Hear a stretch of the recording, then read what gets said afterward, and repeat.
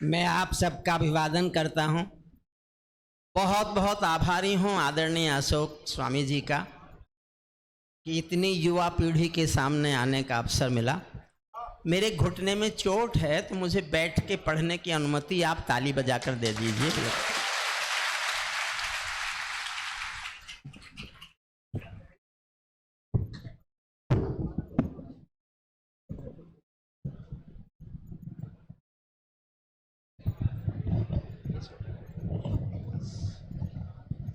थोड़ा सा वॉल्यूम थोड़ी सी हल्की को डालें, बहुत हल्की सी।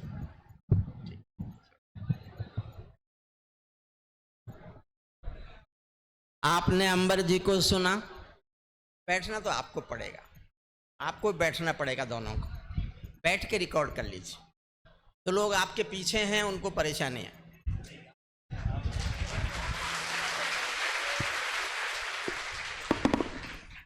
आदरणीय अंबर जी ने बहुत देर तक आपको श्रेष्ठ कविताएं सुनाई। अंबर जी मोबाइल बंद कीजिए। शंभू जी इधर आओ। अंबर जी आप भी इधर आ जाओ। सचमुच दोनों ने बहुत हंसाया, देशभक्ति भी सुनाई, राष्ट्र प्रेम भी सुनाया। ताली बजाकर आप थक गए, हंसते हंसते आप थक गए। मैं आपको 1 मिनट का एक प्रसंग सुनाता हूं। आदरणीय प्लीज बैठ जाओ। देखो एक बात समझ लो, मैं भी 40 साल शिक्षक ही रहा हूं। बस थोड़े आपसे अच्छे, आपसे थोड़े बड़े बच्चे पढ़ाए मैंने। मैं एक यूनिवर्सिटी में 40 साल कानून का प्रोफेसर रहा हूं। मैंने कानून पढ़ाया। मेरा कष्ट यह है कि मेरा नंबर जब तक आया, दोनों ने बहुत अच्छी अच्छी बातें आपको सुना दी। इन्हीं में से कुछ बातें मैं सुनाता। जब ये सुना के चले गए तो मैं क्या करूं? तो मुझे एक प्रसंग याद आया, 1 मिनट का है। मैं कुछ दिन पहले इलाहाबाद यूनिवर्सिटी आया था। तो मैं किसी भी यूनिवर्सिटी में जाऊं, वहां की लाइब्रेरी में जरूर जाता हूं। तो मैं लाइब्रेरी में गया तो मेरे सामने एक पुस्तक आ गई, महादेवी वर्मा जी ने लिखी। पुस्तक का नाम है मेरे संस्मरण महाकवि निराला के संग। महादेवी जी की पुस्तक है, निराला जी के संग उनके संस्मरण है, कोई भी जाके पढ़ सकता है। मैंने पहला ही संस्मरण पढ़ा। पहला संस्मरण यह था कि एक दिन महाकवि निराला ने अपने कमरे में टंगी हुई तुलसीदास जी की तस्वीर को जूतों से पीटा। जूते मारे तुलसीदास जी की तस्वीर को निराला जी ने। दोस्तों ने कहा क्या हो गया आपको आज? आप पूजा करते हो, तुलसीदास की इष्ट मानते हो अपना, आज उनकी तस्वीर को जूते मार रहे हो? निराला जी ने 2 और मारे और रोने लगे। दोस्तों ने कहा बात क्या हो गई है? बोले बात क्या होती? ये कमबख्त में जो अच्छा अच्छा लिखना चाहता था, ये कमबख्त सब कुछ मुझसे पहले लिख के चला गया। मुझे केवल यही बात नहीं कहनी थी, समझ जाओ तो तालियों को छत तक पहुंचाना मैं कहना चाहता हूं। आज मेरा मन कर रहा है कि मैं इन दोनों कवियों की तस्वीर अपने कमरे में टांगूं। बहुत खूब आदरणीय, बहुत खूब, बहुत खूब, बहुत खूब। देखो हंसा तो मैं इतना ही सकता हूं बस, इससे ज्यादा मुझे हंसाना नहीं आता। सुनिए, मन से मैं कविताएं सुनाता हूं आपको। देखिए, एक तो आना जाना मत रखिए प्लीज, आप भी कहीं बैठ जाएं। मैं आपके बीच पहली बार आया हूं और आभारी हूं अशोक। देखिए, मैं बधाई देता हूं। आप सब वो लोग हैं जिनको सामान्य जनता नहीं कहा जा सकता, सामान्य जन नहीं कहा जा सकता, सामान्य बेटे बेटियां नहीं हैं आप वो सब हैं जो कल अपने मिशन में कामयाब होंगे। और उस कामयाबी का सेहरा आपके अशोक स्वामी जी के सर बंधेगा। मैं अशोक स्वामी जी का आभार मानता हूं, धन्यवाद देता हूं आप सबको। और मैंने अगली बार कोई जन्म लिया तो यहीं आके कोचिंग करूंगा। बहुत खूब सर। ये उम्र तो रही नहीं, इस उम्र में तो मैं पढ़ने के लिए दोबारा आ नहीं सकता। आप भी बैठ जाए, सुनिए एक गंभीर बात सुनिए, आधी मिनट की। हमारा मुल्क भरोसे का, निष्ठा का, परंपराओं का, विश्वासों का, पूर्ण विश्वासों का मुल्क है। 1 मिनट की कहानी सुनना, 1 मिनट की। उसके बाद कविताएं सुनाना शुरू करूंगा। एक बाप और बेटी किसी रास्ते पर जा रहे थे, उनको तेज बाढ़ का पानी मिला। दोनों डरे कि कैसे निकलेंगे, बाढ़ का तेज पानी बह रहा है। तो पिता ने हिम्मत करके कहा कि बेटी डरो मत, तुम मेरा हाथ पकड़ लो, हम बाढ़ के पानी से पार निकलेंगे। बेटी छूटते ही बोली, नहीं पापा, मैं आपका हाथ नहीं पकड़ूंगी, आप मेरा हाथ पकड़ लो। पिता ने कहा क्या फर्क पड़ता है, क्या फर्क पड़ता है, तुमने मेरा हाथ पकड़ा बेटी या मैंने तुम्हारा हाथ पकड़ा? उत्तर सुनना, अच्छा लगे तो फिर समर्थन करना मेरा। पिता ने कहा बेटी क्या फर्क पड़ता है, तुम मेरा हाथ पकड़ो या मैं तुम्हारा हाथ पकड़ूं? बेटी ने कहा पापा बहुत फर्क पड़ता है, मैं किसी मजबूरी में, अपने स्वार्थ में आपका हाथ छोड़ भी सकती हूं, लेकिन एक बाप अपनी बेटी का हाथ किसी वादा दो, वादा दो, बहुत खूब, बहुत वादा दो, बहुत खूब। इन दोनों का प्रभाव कुछ कम हुआ। 1.5 घंटे से बहका रहे हैं आपको। प्रभाव में कम करके पढ़ूंगा और जरूरत पड़ी तो नष्ट करके पढ़ूंगा, क्योंकि मैं किसी और की बनाई दीवार पर अपने पोस्टर नहीं लगाता। मैं एक आसान कविता सुना रहा हूं, बहुत आसान, जिसमें मैं आराम से आप तक पहुंच जाऊंगा। उसके बाद में फिर आपको थोड़ी मुश्किल कविताएं सुनाऊंगा, जिसमें आप मुझ तक पहुंचना पड़ेगा आपको। एक आसान, मेरी सबसे आसान कविता सुनिए, जहां अच्छा लगे तालियां बजाइए, और आप दोनों भी। मैंने इन दोनों की उन कविताओं पर जी भर के तालियां बजाई जो मेरी समझ में ही नहीं आई।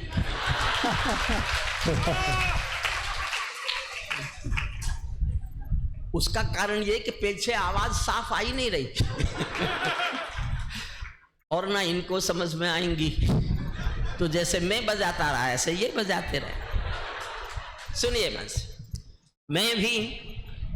मैं भी गीत सुना सकता हूं शबनम के अभिनंदन के, मैं भी गीत सुना सकता हूं शबनम। हुजूर जो जा रहे हैं, हे आर्यपुत्र,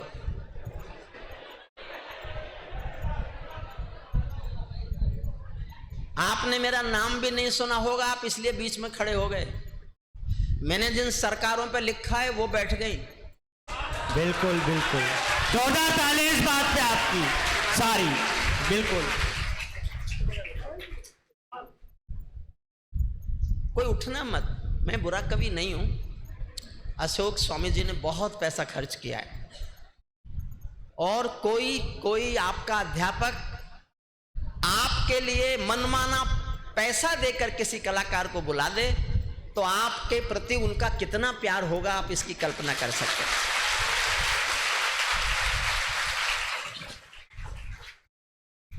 ये कवि यूं ही नहीं आ गए, मैंने तो कम लिया है लेकिन उन्होंने ज्यादा लिया है दोनों ने। मैं भी गीत सुना सकता हूँ शबनम के अभिनंदन के, मैं भी ताज पहन सकता हूँ नंदन बन के चंदन के, लेकिन जब तक पगडंडी से संसद तक कोलाहल है, तब तक केवल गीत लिखूंगा जनगण मन के क्रंदन के, तब तक केवल गीत। सल्यूट आप तो सचमुच इतने अच्छे श्रोता हैं। अशोक स्वामी जी बुरा मत मानना, पैसा आप दे चुके हो, कुछ कर नहीं सकते, वरना तो इतने अच्छे श्रोताओं में तो कवियों को उल्टे पैसे देके कविता सुनाने आना चाहिए। बहुत खूब दद्दू, बहुत। कोई कवि महीनों का थका हुआ हो तो आपके सामने कविता पढ़ के उसकी थकान खत्म हो जाए। सचमुच मैं दिल से एक बात कहता हूं, बिना कहे जाऊंगा तो मेरे मन पे बोझ रहेगा। मैं 30 साल लाल किले में गया हूं कविताएं सुनाने, 30 साल, लेकिन जिस मन से हिंदी संस्कार प्रयागराज के बच्चों ने आज कविताएं सुनी हैं, अंबर जी को और शंभू जी को, और मुझे सुन रहे हैं, मैं दिल से घोषणा करता हूं कि मैं 30 साल के लाल किले के 30 कवि सम्मेलन अशोक स्वामी के इस एक कवि सम्मेलन पर न्योछावर करने की घोषणा। जोरदार तालियां, अद्भुत, जोरदार तालियां। बिल्कुल तालियों का शोर बिल्कुल पहुंचे, बहुत। और मैं वचन देता हूं जब तक आप कहेंगे सुनाते रहो, मैं सुनाता रहूंगा। जब मैं 4-5 कविताएं सुना लूंगा मेरा गला खुल जाएगा। मैं बहुत देर प्राण पीने वाला हूं। मैं भी गीत सुना सकता हूँ शबनम के अभिनंदन के, मैं भी ताज पहन सकता हूँ नंदनवन के चंदन के, लेकिन जब तक पगडंडी से संसद तक कोलाहल है तब तक केवल गीत लिखूंगा जनगण मन के क्रंदन के। जब पंछी के पंखों पर हो पहरे बम के गोली के, जब पिंजरे में कैद पड़े हो सुर कोयल की बोली के, जब धरती के दामन पर हो दाग लहू की होली के, कोई कैसे गीत सुना दे बिंदिया कुमकुम रोली के, कोई कैसे गीत सुना दे बिंदिया कुमकुम, कोई कैसे गीत सुना दे बिंदिया कुमकुम रोली के। मैं झोपड़ियों का चारा हूँ आंसू गाने आया हूँ, मैं किसान का बेटा हूँ, झोपड़ी में पैदा हुआ हूँ। झोपड़ी झोपड़ी के आंसू, आंसू की वेदना, वेदना की त्रासदी और त्रासदी की विसंगति गाते हुए 50 साल हो गए मुझको। 50 साल से मंचों पर चीख रहा हूं और मैं किसान का बेटा हूं, समझिए। जिस भी दिन इस कविता को सुनाता हूं जनता से कहता हूं मैं किसान का बेटा हूं। जानते हो क्यों? मैं एक बार लाल किले में कविताएं सुन रहा था, देवीलाल हरियाणा के मुख्यमंत्री थे, मेरी कविताएं सुन रहे थे बैठे हुए। मैंने 1 घंटे कविताएं सुनाई तो वो मंच पर आ गए, माइक लिया और भाषण दिया, अगला प्रधानमंत्री किसान का बेटा होना चाहिए। मैं उसी दिन से देश को बताता घूम रहा हूं मैं किसान का बेटा हूं। बहुत खूब दादू, बहुत खूब। पर मुझे पता चला कि पहले चाय वाले का नंबर है तो मैंने अपने को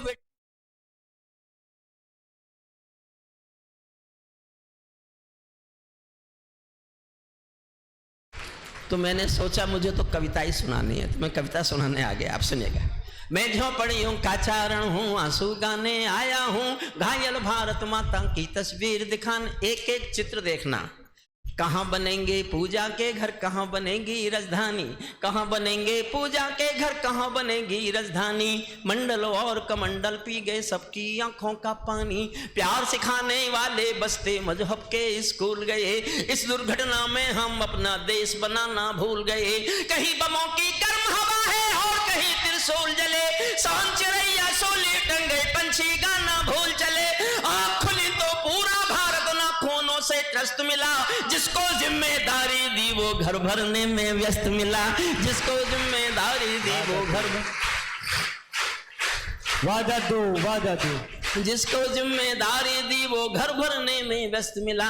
क्या यही सपना देखा था भगत सिंह की फांसी ने, जागो राजघाट के गांधी तुम्हें जगाने आया हूँ, घायल भारत माता की तस्वीर दिखाने।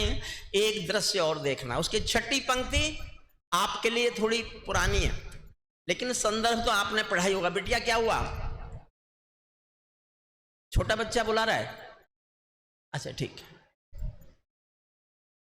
जिनको ये संदर्भ याद हो या पढ़ रखा हो उनकी तालियां चाहता हूं सुनना। 6ठी पंक्ति पर, अंधकारों में समा गए जो तूफानों के बीच जले, अंधकारों में समा गए जो तूफानों के बीच जले, मंजिल उनको मिली कभी जो 4 कदम भी नहीं चले। क्रांति कथानक गौन पड़े हैं गुमनामी की बाहों में, गुंडे तस्कर तने खड़े हैं राजमहल की राहों में। यहाँ शहीदों की पावन गाथाओं को अपमान मिला, यहाँ शहीदों की पावन गाथाओं को अपमान मिला। डाकू ने खादी पहनी तो संसद में सम्मान मिला, डाकू ने खादी पहनी तो संसद, वादा दो वाह। डाकू ने खादी पहनी तो संसद में सम्मान मिला। राजनीति में लौह पुरुष जैसा सरदार नहीं मिलता, लाल बहादुर जी जैसा कोई किरदार नहीं मिलता। और 2 लाइन पढ़ रहा हूं, कहने की हिम्मत मैं कर रहा हूं, समर्थन करने का हौसला आप करना। आप एक बात समझ लो, क्योंकि मैं आपके बीच पहली बार आया हूं। हरिओम पंवार किसी कवि का नाम है ही नहीं। हरिओम पंवार एक जलती हुई आग का नाम है। उस आग का आप सुन लीजिए पहले। तालियां उठे आपकी आगे से पीछे तक पूरी। उस आग का नाम हरिओम पंवार है, जिसको छुओगे तो जलोगे भी तुम, और छू नहीं सके तो छूने के लिए तरसोगे भी तुम। ये दावा के दिल में बहुत खूब। देखता हूं मेरा हौसला ज्यादा है कि आपकी हिम्मत ज्यादा है। राजनीति में लौह पुरुष जैसा सरदार नहीं मिलता, लाल बहादुर जी जैसा कोई किरदार नहीं मिलता। अरे केरे लट्ठू खैरे कंत्री बनकर बैठे हैं, अरे केरे लट्ठू खैरे कंत्री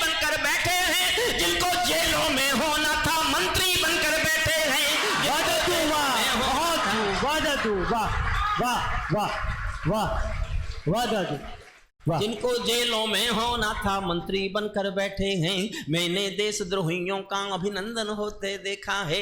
भगत सिंह का रंग बसंती चोला रोते देखा है। लोकतंत्र का मंदिर भी लाचार बनाकर डाल दिया, कोई मछली बिकने का बाजार बनाकर डाल दिया। अब जनता को संसद भी प्रपंच दिखाई देती है, नौटंकी करने वालों का मंच दिखाई देती है, नौटंकी करने वालों का मंच दिखाई,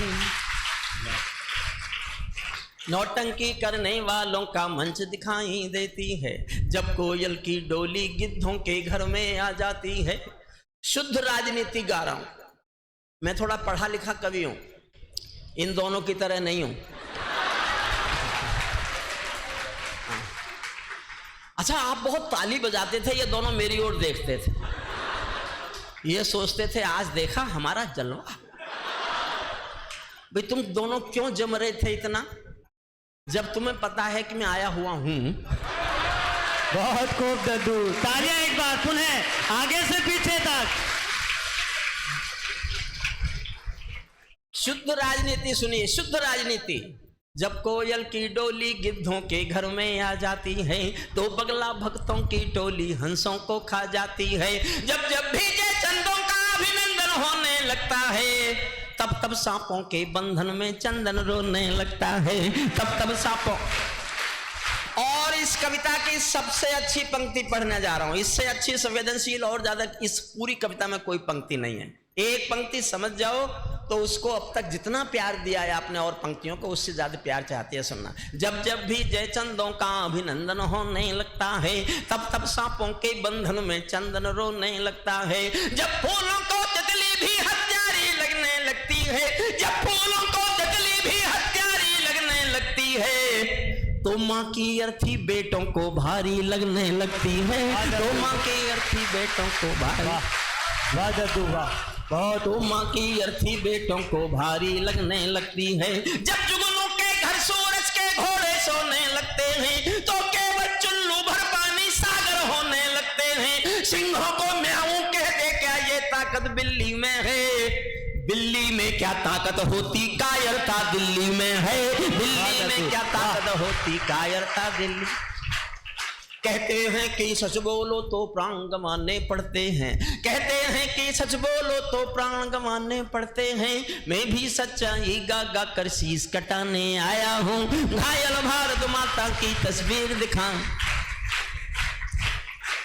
अखबारों में रोज खबर है चरमपंथ के हमलों की, 6 लाइन सुनना फिर जोश चाहता हूँ। अखबारों में रोज खबर है चरमपंथ के हमलों की, आंगन की तुलसी दासी है नागफनी के गमलों की। हत्याओं की अपहरणों की स्वर्णमयी आजादी है, रोज गौड़ से की गोली के आगे कोई गांधी है। संसद के सीने पर खूनी दाग दिखाई देता है, पूरा भारत जलियांवाला बाग दिखाई देता है, पूरा भारत जलियांवाला बाग, पूरा भारत जलियांवाला बाग दिखाई देता है। जो अच्छे सच्चे नेता हैं उन सबका अभिनंदन है। मेरे घर में नेता हैं, उनका वश चले तो मुझे मार ही दें। उन्होंने कहा तुझे हम में कुछ अच्छा नहीं दिखता, मैंने कहा दिखता है, तो जो अच्छा दिखता है वो बता रहा हूं, और कितनी देर तक दिखता है ये भी बता रहा हूं। जो अच्छे सच्चे नेता हैं उन सबका अभिनंदन है, उनको 100-100 बार नमन है, मन प्राणों से वंदन है। जो सच्चे मन से भारत माँ की सेवा कर सकते हैं, हम उनके कदमों में अपने प्राणों को धर सकते हैं। लेकिन जो कुर्सी के भूखे दौलत के दीवाने हैं, 7 समंदर पार तिजोरी में जिनके तहखाने हैं, जिनकी प्यास महासागर है, भूख हिमालय पर्वत है, लालच पूरा नील गगन है, दो कौड़ी की इज्जत है, उनके कारण ही बनते हैं अपराधी भोले भाले। डाकू को पैदा करते हैं नेता और पुलिस वाले, डाकू को पैदा करते हैं नेता। क्या यथार्थ चित्र खींचा है। डाकू को पैदा करते हैं। अंतिम छंद और सुनिए, मैंने एक लाइन सुनाने के लिए कविता सुनाई है, एक लाइन, आखिर की एक लाइन सुनाने के लिए। महाभारत आपने सबने पढ़ा होगा, नहीं तो सुना तो होगा ही। उसमें एक कथा आती है कि एक राजा शिशुपाल थे, वो जब देखो कृष्ण जी को गाली, जब देखो कृष्ण जी को गाली, जब देखो कृष्ण जी को गाली। लोग कृष्ण से पूछते थे कि तुम इसकी गाली सुन के चुप रह जाते हो, ये बहुत ताकतवर है क्या, इससे डरते हो क्या? तो कृष्ण बताते हैं कि नहीं, ऐसा नहीं है कि ये बहुत ताकतवर हो या मैं इससे डरता हूं। ये मेरी बुआ जी का बेटा है, रिश्ते में सगा भाई जैसा है, मेरी बुआ का सगा बेटा, मेरी सगी बुआ का बेटा है। और एक दिन मेरी बुआ जी ने खाना खिलाते खिलाते मुझसे कसम ले ली, वचन ले लिया कि मेरे इस बदतमीज बेटे की कृष्ण 99 गालियां माफ कर देना। तो मैंने वचन दे रखा है बुआ को, मैं माफ करूंगा इसकी 99 गालियां, लेकिन अगर इसने 100वीं गाली भी दी तो सजा दूंगा।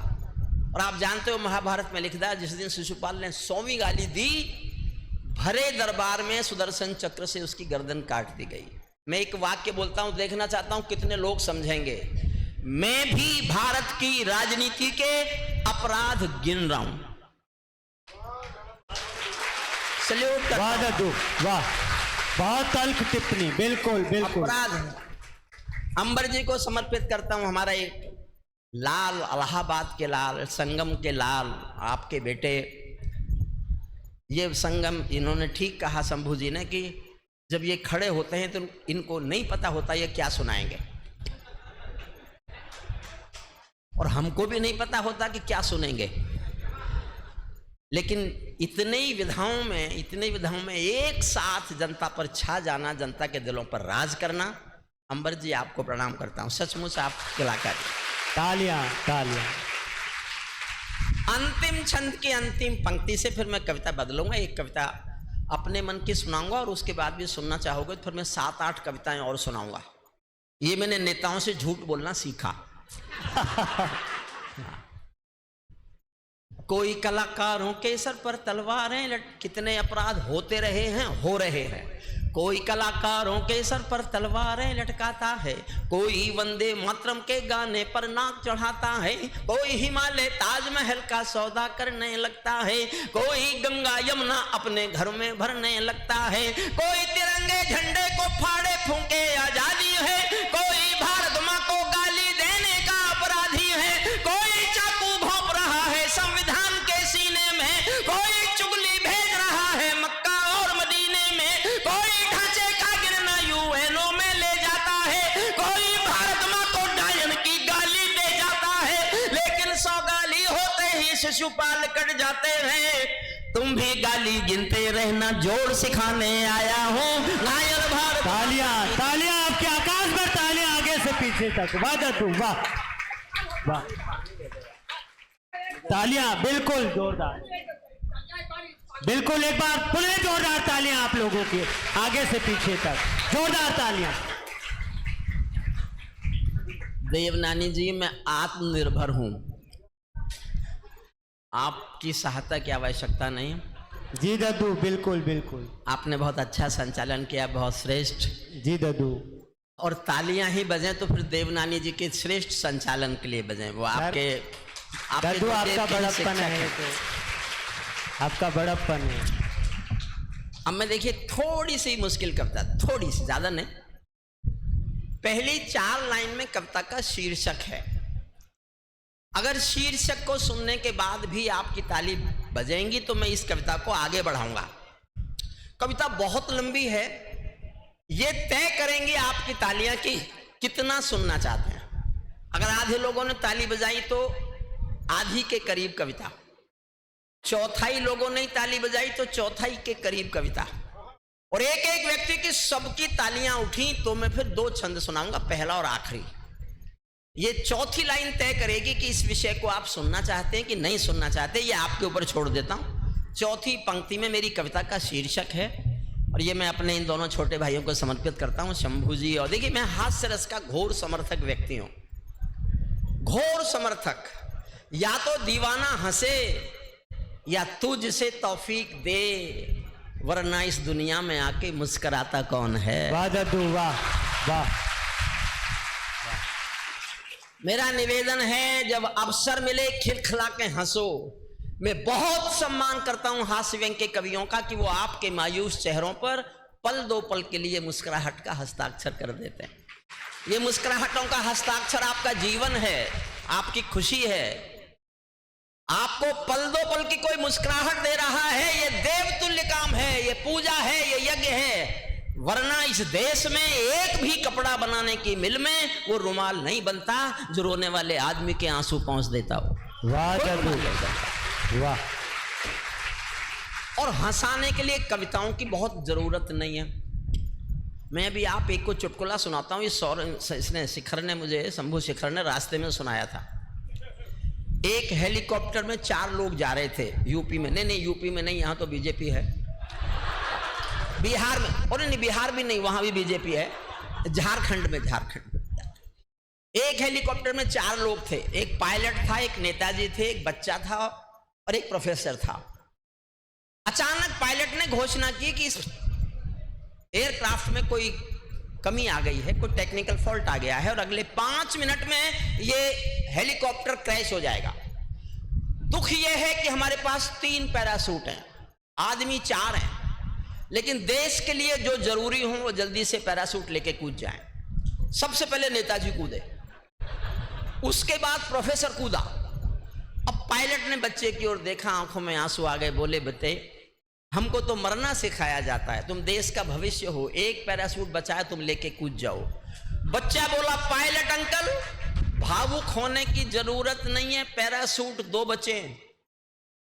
पायलट ने कहा, 2 कैसे बचे? बच्चा बोला, अंकल 2 ऐसे बचे हैं कि नेताजी तो जल्दबाजी में मेरा बस्ता लेके कूद गए।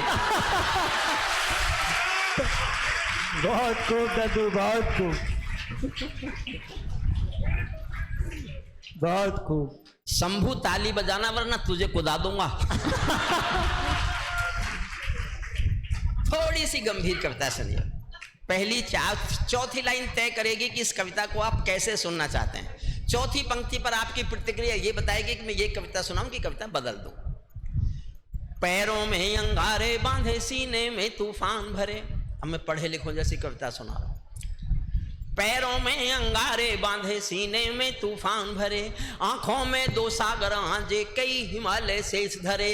मैं धरती के आंसू का संतरास नहीं तो क्या गाऊं, मैं धरती के आंसू का संतरास नहीं तो क्या गाऊं, खूनी तालिबानों का इतिहास नहीं तो क्या गाऊं। खूनी वाह दादू, वाह, वाह दादू, वाह। सल्यूट आपको, सल्यूट। वाह दादू, वाह, वाह, बहुत खूब दादू, वाह। अशोक स्वामी जी, मैं मान गया कि आप केवल हिंदी नहीं पढ़ाते, बच्चों को जीके भी जरूर पढ़ाते होंगे। ये बच्चे अगर तालिबान का नोटिस लेते हैं तो मैं आपके शैक्षणिक ज्ञान को सर झुकाकर प्रणाम करता हूं, सर झुकाकर प्रणाम करता हूं। मैं अब 2 छंद सुनाता हूं, इसके थोड़ी सुनाता हूं, लंबी कविता में 1-2 और मेरी अच्छी कविता है, वो मैं सुना के जाना चाहता हूं। इस कविता को आप सुनिए, मन से सुनिए, अब तो आप सुन लेंगे, मेरा विश्वास है। पैरों में अंगारे बांधे, सीने में तूफान भरे, आंखों में 2 सागर आंजे, कई हिमालय शीश धरे। मैं धरती के आंसू का संतरास नहीं तो क्या गाऊं, खूनी तालिबानों का इतिहास नहीं तो क्या गाऊं, आगामी तूफानों का आभास नहीं तो क्या गाऊं, आगामी तूफानों का आभास नहीं तो क्या गाऊं, दुनिया के दादाओं का उपहास नहीं तो क्या गाऊं, दुनिया के दादाओं का उपहास नहीं तो, दुनिया के दादाओं का उपहास नहीं तो क्या।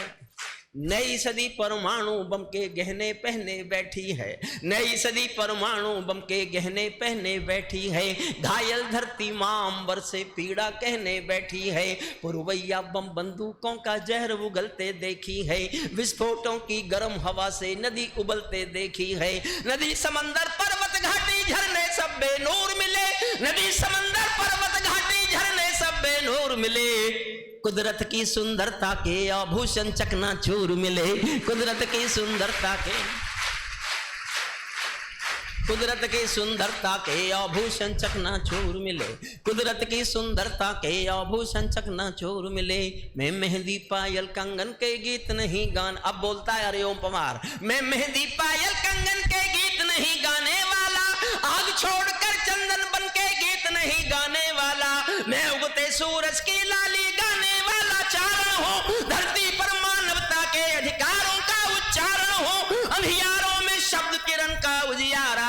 हूँ मैं, धरती से आतंकवाद का निपटारा गाता हूँ मैं, वाह धरती जद्दू से वाह, आतंकवाद का, वाह जद्दू वाह।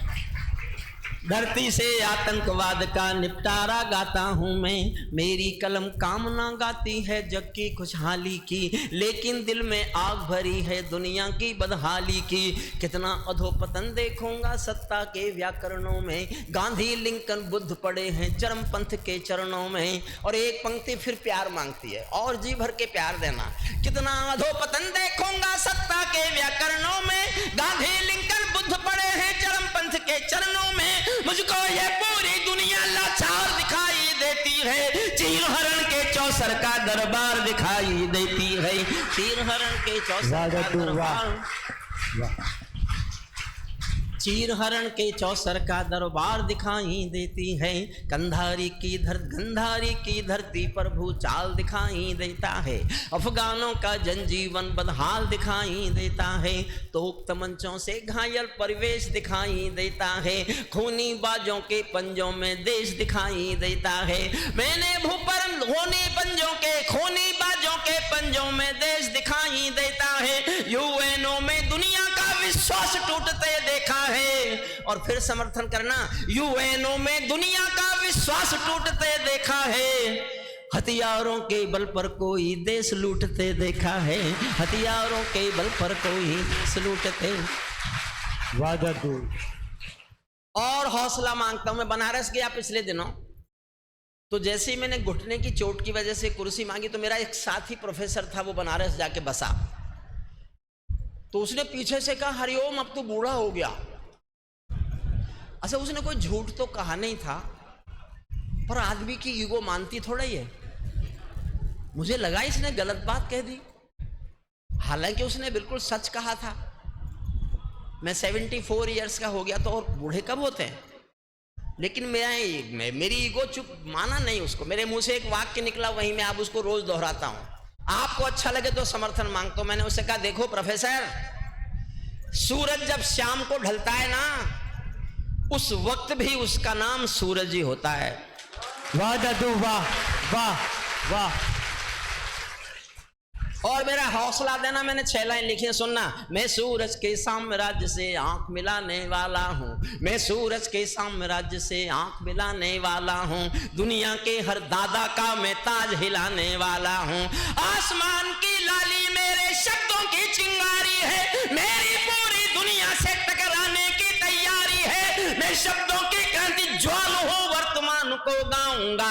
जिस दिन मेरी आग बुझेगी मैं उस दिन मर जाऊंगा, जिस दिन मेरी आग बुझेगी मैं उस दिन, वाह दादू वाह, जिस दिन मेरी आग बुझेगी मैं उस दिन। छोटा इसको बीच बीच में से करता हूं मैं।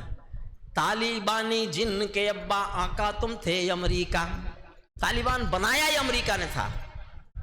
तालिबानी जिनके अब्बा आका तुम थे, समर्थन करना 6ठी पंक्ति पर। तालिबानी जिनके अब्बा आका तुम थे अमेरिका, इनको रूस से लड़वाने के खाका तुम थे अमेरिका। इनकी ट्रेनिंग इनका पोषण भूल गए क्या अमेरिका, अपनी खुदगर्जी में शोषण भूल गए क्या अमेरिका। तुमको अपने पापों के ही अंक मिले हैं अमेरिका, तुमको अपने पापों के ही अंक मिले हैं अमेरिका। अपने पाले सांपों के ही डंक मिले हैं अमेरिका, अपने पाले सांपों के ही डंक मिले हैं। जिनका तुमने अंत लिखा था उन्हें जिलाकर चले गए। 20 साल पहले इनको मारने आए थे, फिर जिद्दा करके चले गए। जिनका तुमने अंत लिखा था उन्हें जिलाकर चले गए, आतंकों के साए को तुम हाथ हिलाकर चले गए। भोले भाले अफगानों का हृदय तोड़कर चले गए, जहरीले सांपों के घर में दूध छोड़कर चले गए। और 2 पंक्तियां फिर हौसला देना।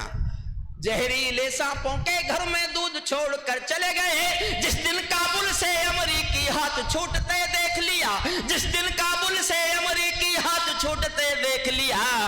हमने दुनिया के दादा का दम्भ टूटते देख लिया, हमने दुनिया के दादा का दम्भ टूटते। वाह दादू वाह।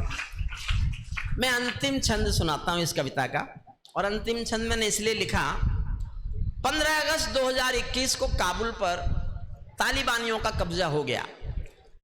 तो उनका इस प्रेस प्रवक्ता बयान दे रहा था। लगातार भारत में टेलीविजन पर कई बार उसके बयान आए। जो उसका बयान अंग्रेजी में था, पहले अंग्रेजी में बता देता हूँ, लेकिन ये हिंदी संसार है, उसका मैं हिंदी ट्रांसलेट कर दूंगा। वो बोलता रहा बार बार कि we have got our Kabul and total motherland and total Afghanistan, our next target is jihad in Jammu and Kashmir and due to brotherhood we will support this jihad in Jammu and Kashmir and we will get it liberated. हमारा अपने देश पर कब्जा हो गया है, काबुल और पूरे अफगानिस्तान पर। हमारा अगला लक्ष्य जम्मू कश्मीर का जिहाद है और भाईचारे के नाते हम जम्मू कश्मीर के जिहाद को सफल बनाएंगे और जम्मू कश्मीर को आजाद कराएंगे। ऐसा उसने बयान बार बार दिया। तब मैंने अंतिम छंद लिखा है। अब अगर मैंने आपको कुर्सियों से ऊपर नहीं उछाला तो मैं काहे का हरिओम पवार?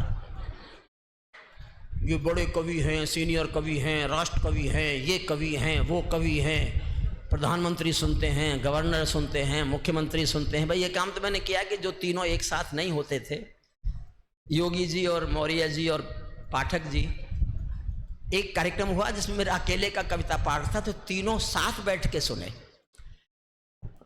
तो मैंने कहा ऐसी दोस्ती आगे कायम रहेगी? अब नहीं रहेगी तो मैं जिम्मेदार नहीं हूं, मैंने तो बिठा दिया। सुनिए मन से अंतिम छंद, अंतिम छंद। और उछलने को मन करे, कुर्सी छोड़ने को मन करे तो जिद करके मत रोकना अपनी कुर्सी पर अपने को। ताली बांधो अपने घरों में, नाचो कूदो खेल करो। शंभू ताली बजाना तुम भी, पीछे खाली बैठे क्या कर रहे हो? हैं? खाली बैठा है, खाली बैठा है। ताली बांधो अपने घर में, नाचो कूदो खेल करो। ताली बांधो अपने घर में, नाचो कूदो खेल करो। जिससे चाहो जंग करो तुम, जिससे चाहो मेल करो। लेकिन मेरे कश्मीर के सपन देखना बंद करो, लेकिन मेरे कश्मीर के सपन देखना बंद करो। पाकिस्तानी गरम तवे पर हाथ सेकना बंद करो, पाकिस्तानी गरम तवे पर हाथ सेकना। ताली बांधो अपने घर में, नाचो कूदो खेल करो। जिससे चाहो जंग करो तुम, जिससे चाहो मेल करो। लेकिन मेरे कश्मीर के सपन देखना बंद करो, पाकिस्तानी गरम तवे पर हाथ सेकना बंद करो। तालिबानी अब्बा चाचा जो भारत में आएंगे, तालिबानी अब्बा चाचा जो भारत में आएंगे, ओसामा की तरह समंदर में दफनाए जाएंगे, ओसामा की तरह समंदर में दफना, ओसामा की तरह, ओसामा की तरह। देखिए मैं बीच बीच में पानी पी रहा हूं, इसके लिए माफी। मैं पिछले दिनों बीमार था, असल में बाबा रामदेव के साथ भी उठता बैठता हूं। कोई मेरी प्रोफाइल पे जाते होंगे तो बाबा के साथ मेरा बहुत उठना बैठना। जब मैं बीमार हुआ तो बाबा ने अपनी दवाई भेजी और ये कहा कि इन डॉक्टरों की दवाई मत खाना वरना तू मर जाएगा। और जो मेरे दोस्त डॉक्टर थे मेरठ के, उन्होंने कहा कि अगर तूने बाबा की दवाई खाई तो मर जाएगा। मैंने कुछ दिन बाद सोचा मैं करूं क्या। मैंने दोनों की नहीं खाई, मैंने दोनों की नहीं खाई तो ठीक हुआ। वाह दादू वाह। इसलिए दवाइयों का असर है, कुछ दिन तो खाई ली, दोनों की खा ली। किनकी तलाश? अरे बैठ जाओ भैया।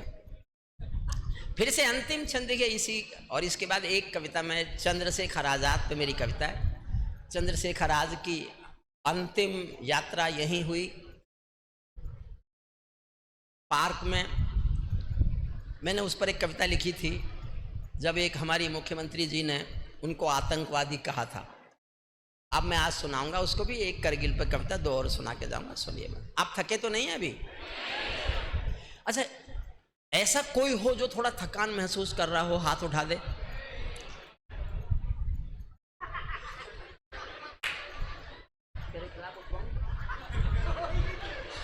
दोनों ताली बजाना वरना तुम दोनों के खिलाफ हाथ उठवा दूंगा।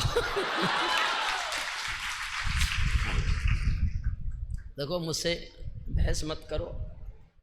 उत्तर प्रदेश का आदमी हर बात का उत्तर रखता है। ये इतनी गर्मी में मैं कविता पाठ कर रहा हूँ, मेरे घर वालों को पता चल गया तो वो हो सकता है अस्पताल में बेड रिजर्व करा दें। मैंने जीवन में मुझे किसी चीज का डर नहीं लगता, दुनिया में मुझे कुछ भी सुविधा नहीं चाहिए, बस मैं गर्मी नहीं सह सकता। मुझे बहुत गर्मी लग रही है और शंभू मुझसे बार बार ये नहीं चाहिए, ये तो मैं बंद कराना चाहता हूं लेकिन इनके प्राण निकल जाएंगे। होता है, नहीं मत कीजिए प्लीज, मेरी तरफ मत कीजिए, ना ना, आदत नहीं है। बस मैंने बार बार यही पूछा, हॉल एसी है कि नॉन एसी? जब तक हम इलाहाबाद में, प्रयागराज में नहीं आ गए, अशोक स्वामी जी ने बता के नहीं दिया कि हॉल कैसा है।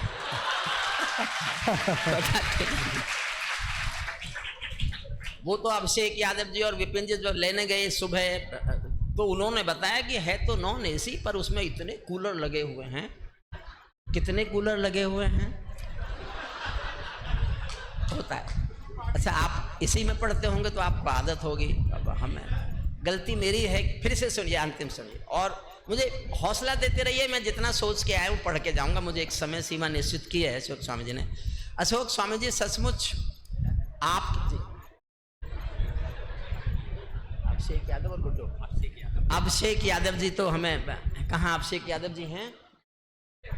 अभिषेक यादव लेने गए, बहुत प्यारे व्यक्ति, और गुड्डू जी, उनकी ये सब, देखिए गर्मी के बावजूद इतने लोग, और मैंने तो पिछले 20 सालों में इतनी बिटिया कवि कविता सुनते हुए कहीं देखी नहीं है, नहीं देखी। हिंदी संस्कार को सर झुका के प्रणाम करता हूं कि आप अगर बेटियों को इतना संस्कार दे सकते हैं,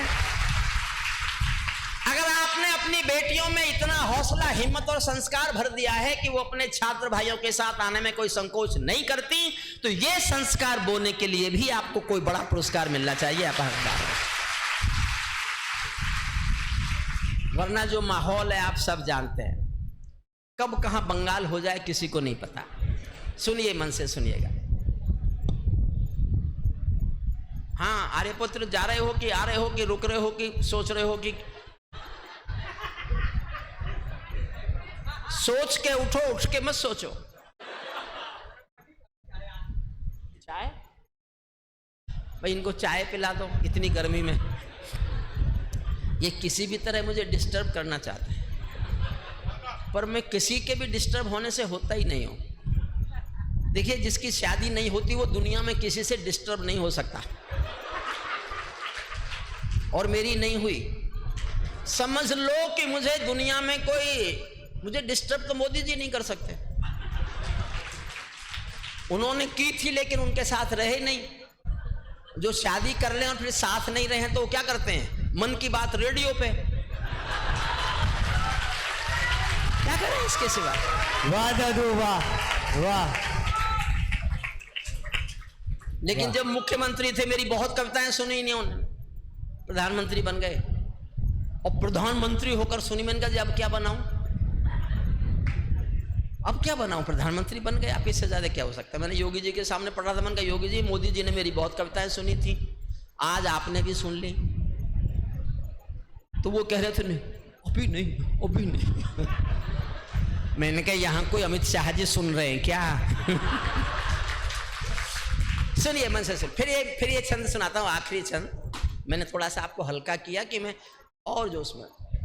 ताली बांधो अपने घर में, नाचो कूदो खेल करो, जिससे चाहो जंग करो तुम, जिससे चाहो मेल करो, लेकिन मेरे कश्मीर के सपन देखना बंद करो, लेकिन मेरे कश्मीर के सपन देखना बंद करो, पाकिस्तानी गरम तवे पर हाथ सेकना बंद करो, तालिबानी अब्बा चाचा जो भारत में आएंगे, ओसामा की तरह कफन के बिन दफनाए जाएंगे, हम घाटी में आतंकी अभियान कुचल कर रख देंगे, कोयल के घर कौवों का अरमान कुचल कर रख देंगे, जो घुस बैठी घाटी में बारूदी गर्म हवा देंगे, हम उनको जन्नत की 70 हूरों से मिलवा देंगे, हम उनको जन्नत की 70 हूरों से, वाह दादू वाह, हम उनको जन्नत की 70 हूरों से मिलवा देंगे, चंद किराए के ये गुंडे और तमंचे पिंड। चौथी लाइन पर देखना चाहता हूं कितना जोश दिखाते हैं आप।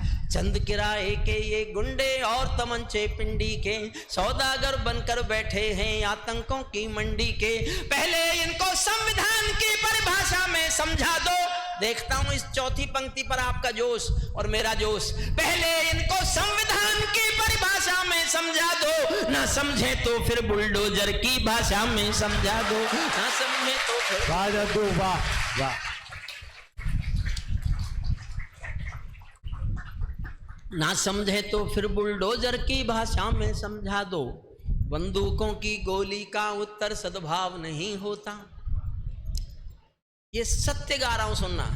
बंदूकों की गोली का उत्तर सद्भाव नहीं होता, हथियारों के लिए अहिंसा का प्रस्ताव नहीं होता, कोई विषधर कभी शांति के बीज नहीं बो सकता है, और भेड़िया शाकाहारी कभी नहीं हो सकता है, और भेड़िया शाकाहारी कभी नहीं हो। वाह जादू वाह। और भेड़िया शाकाहारी कभी नहीं हो सकता है। धरती पर हत्यारी बंदूकों ने तरफ, दुनिया का सत्य है ये, दुनिया के इतिहास का। धरती पर हत्यारी बंदूकों ने तर्पण नहीं किया, दुनिया में धरती पर हत्यारी बंदूकों ने तर्पण नहीं किया, दुनिया में आतंकवाद ने कभी समर्पण नहीं किया। ये केवल कुचला जाता है, दूसरी राह नहीं होती, संकल्पों के निर्णय को जबकि परवाह नहीं होती। जिस दिन भारत आतंकों पर पूर्ण विजय पा जाएगा, उस दिन पाकिस्तान हमारे चरणों में आ जाएगा, उस दिन पाकिस्तान हमारे चरणों में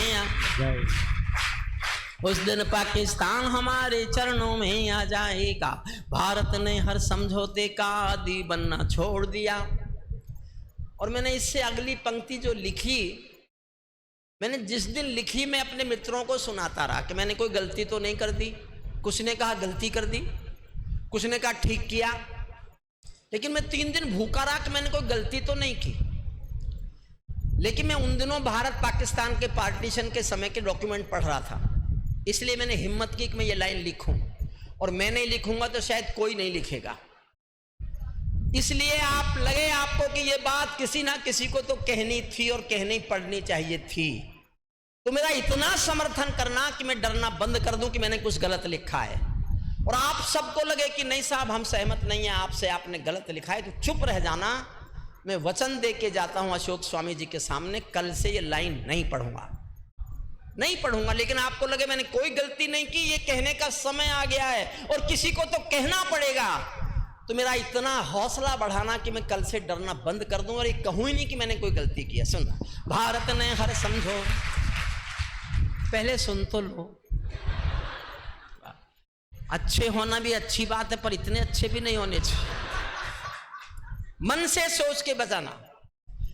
भारत ने हर समझौते, तो आप सोच भी नहीं सकते मैं क्या पढ़ने जा रहा हूं। भारत ने हर समझौते का आदी बनना छोड़ दिया, भारत ने हर समझौते का आदी बनना छोड़ दिया, भारत ने हर समझौते का आदी बनना छोड़ दिया।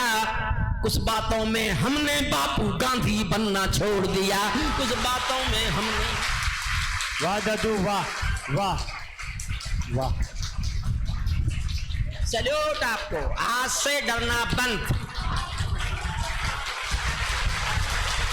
वाह दादू वाह वाह।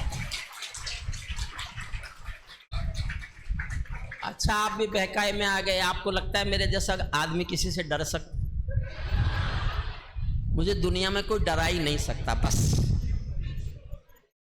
भारत ने हर समझौते का आदी बनना छोड़ दिया, कुछ मसलों में हमने बापू गांधी बनना छोड़ दिया। धरती अंबर और समंदर को ये भाषा समझा, भारत बोल रहा है, धरती अंबर और समंदर को ये भाषा समझा दो, दुनिया के हर पंच सिकंदर को ये भाषा समझा दो।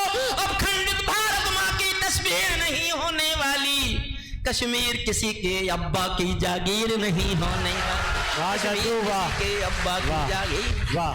कश्मीर किसी के अब्बा की जागीर नहीं हो। वाह वाह दादू वाह। कश्मीर किसी के अब्बा की जागीर नहीं होने वाली, कश्मीर किसी के अब्बा की जागीर नहीं होने वाली। नई सदी का भारत है ये 62 वाला दौर नहीं, नई सदी का भारत है ये 62 वाला दौर नहीं। हम भी दुनिया के दादा हैं, दिल्ली हैं लाहौर नहीं। हमने अपने संविधान से 370 हटा दिया, नेहरू जी ने डाला था जो सांप गले से हटा दिया। उड़ी का उत्तर घर में घुसकर चोट से देना सीख लिया, पुलवामा का उत्तर बालाकोट से देना सीख लिया, पुलवामा का उत्तर बालाकोट से देना। वाह दादू वाह वाह। नई सदी का भारत है ये 62 वाला दौर नहीं, हम भी दुनिया के दादा हैं, दिल्ली है लाहौर नहीं। हमने अपने संविधान से 370 मिटा दिया, नेहरू जी ने डाला था जो सांप गले से हटा दिया। उरी का उत्तर घरों में घुसकर चोट से देना सीख लिया, पुलवामा का उत्तर बालाकोट से देना सीख लिया। रावलपिंडी के दिल में जब खोट दिखाई देता है, सहज सी पंक्ति है, बहुत सहज सी। रावलपिंडी के दिल में जब खोट दिखाई देता है, उनको सपनों में भी बालाकोट दिखाई देता है, उनको सपनों में भी बालाकोट दिखाई। अच्छा, आपके हाथ थके तो नहीं है तालियां बजाते बजाते? तो मैं एक लाइन पढ़ रहा हूं, मैं देखना चाहता हूं मेरा जोश ज्यादा है कि आपका जोश ज्यादा है। ये मैच है कि मेरा जोश ज्यादा निकला कि आपका ज्यादा निकला, और मैं चाहता हूं मैं हारूं, मैं हार के जाऊं, मेरी जीत इसी में। अशोक स्वामी जी, मैं आपके बच्चों से हारना चाहता हूं, मैं चाहता हूं आपका जोश ज्यादा निकले मुझसे। 2 लाइन सुनना, जोश दिखाओ तो ऐसा दिखाना कि जैसा अब तक दिखाया नहीं। रावलपिंडी के दिल में जब खोट दिखाई देता है, उनको सपनों में भी बालाकोट दिखाई देता है। हमने डर को कूटनीति से दूर हटा कर रखा है, हमने डर को कूटनीति से दूर हटा कर रखा है, दिल्ली के सिंहासन पर एक शेर बिठा कर रखा है। भारत माता की, भारत माता की, भारत।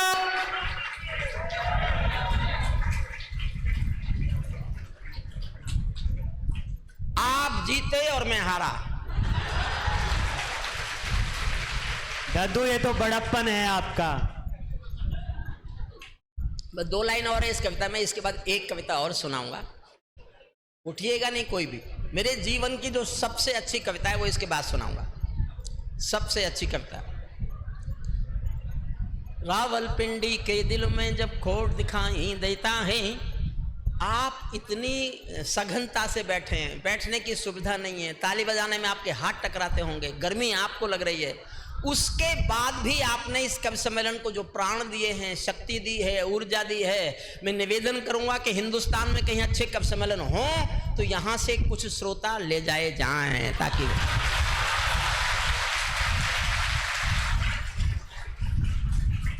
अशोक जी एक बार आगे आइए, खड़े होइए, एक बार आप खड़े होइए। मैं आपके अशोक स्वामी जी मेरे से उम्र में बहुत छोटे हैं, उनकी जितनी उम्र है इतने साल तो मैं टीचर रहा, लेकिन उन्होंने इस कम उम्र में जो कर दिखाया, अपने बच्चों के प्रति जो स्नेह उन्होंने भरा और जो आपकी श्रद्धा उन्होंने प्राप्त की, एक बार उनके सम्मान में आपकी इतनी तालियां उठे। प्यार आपके साथ।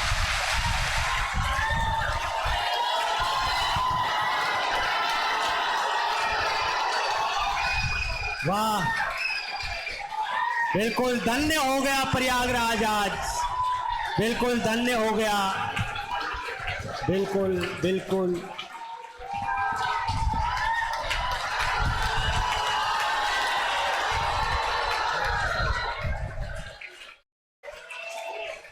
बिल्कुल धन्य हो गया प्रयागराज। ऐसा गुरु पाकर आप धन्य हो गए, और अशोक स्वामी जी ऐसे विद्यार्थी पाकर के आप धन्य हो गए। आपको प्रणाम, बैठिए। 2 लाइन इस कविता की और है, बस 2 लाइन, उसके बाद में एक कविता और सुनाऊंगा जो समय सीमा दी गई है उस तक। मैं तो सोच के भी नहीं आया था, उन्होंने मुझे बताया कोई बहुत गरीब बच्चा है, दिव्यांग बच्चा है, या किसी कारण से कोई मजबूरी है, वो उससे फीस नहीं लेते। अशोक स्वामी जी,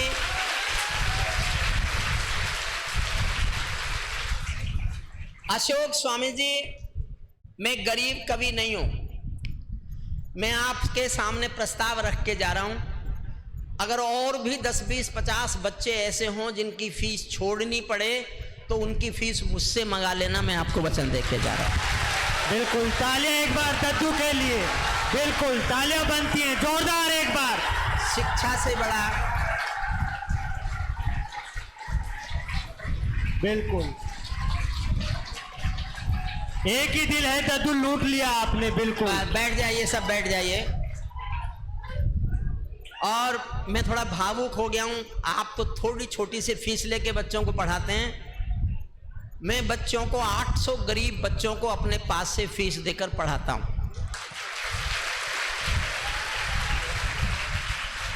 और मैं उन बच्चों को जो सड़कों पर पन्नी बीनते रहते हैं, उनके माँ बाप से उनको मांग के लाता हूं। वो कहते हैं हमारा बच्चा 15 रुपए रोज कमाता है। मैं कहा मुझसे लो 15 रुपए रोज के, बच्चे को स्कूल भेजो। एक घर में एक बच्चा भी पढ़ गया तो उस बच्चे के संस्कार और आगे आने वाली कई पीढ़ियां बदल जाएंगी। इससे बड़ा कोई दान नहीं है, कोई दान नहीं है। मैं एक झोंपड़ी में पैदा हुआ था, बहुत अभावों में पड़ा। मैंने उन अभावों से केवल ये सीखा कि मैंने तय कर लिया था, अगर मैं किसी दिन बहुत समर्थ हो गया तो केवल अभावों में पले बच्चों को पढ़ाने की कोशिश करूंगा, अभावों के बच्चों को बाहर निकालूंगा और उनको पढ़ाने का प्रयास करूंगा। और मैं आज गर्व करता हूं कि मेरे पढ़ाए बच्चे आपके उत्तर प्रदेश में लोअर कोर्ट में तो न जाने कितने जज हैं। आज मेरे विद्यार्थी आपकी हाई कोर्ट में जज बैठे हुए हैं। आपकी हाई कोर्ट में 5 जज मेरे विद्यार्थी हैं। और मैं गर्व करता हूं कि आज मेरा विद्यार्थी सुप्रीम कोर्ट में भी बैठा हुआ है। शिक्षा के दान से बड़ा कोई दान नहीं है। आज यहां आके अशोक समय जी बहुत सुख मिला। मैं बहुत दिल से, बहुत भावुक आदमी हूं। मेरा मन कर दिल से कहना चाहता हूं, मुझे लगता है मैंने उनसे पैसा लेके कोई बहुत अच्छा काम नहीं किया।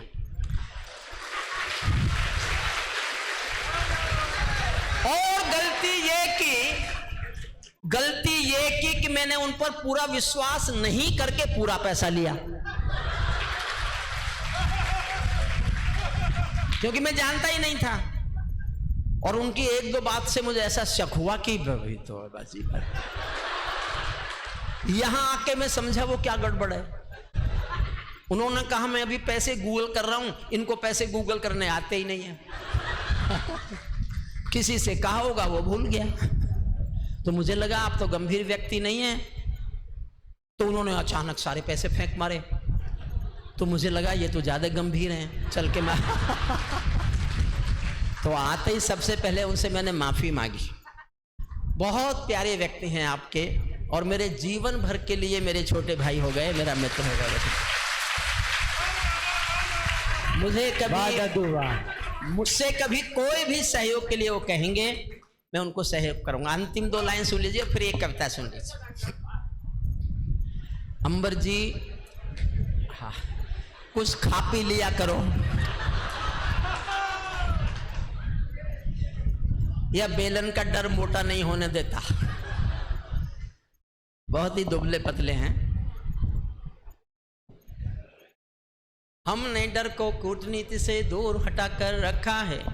कम मत करो इसके वॉल्यूम, थोड़ा सा बड़ा। बहुत बढ़िया साउंड सिस्टम दिया आपने, बहुत बढ़िया, वरना इतने शोर में माइक ठीक हो जाए। बहुत बढ़िया, बधाई आपको। किस नाम का है? विनोद? प्रमोद। बहुत अच्छा साउंड सिस्टम है, आपको बधाई। ये सारे में, ये जब दोनों बहुत जम रहे थे तो मैं सोच रहा था इनकी कविताएं जम रही हैं। ये तो अब पता चला माइक अच्छा था।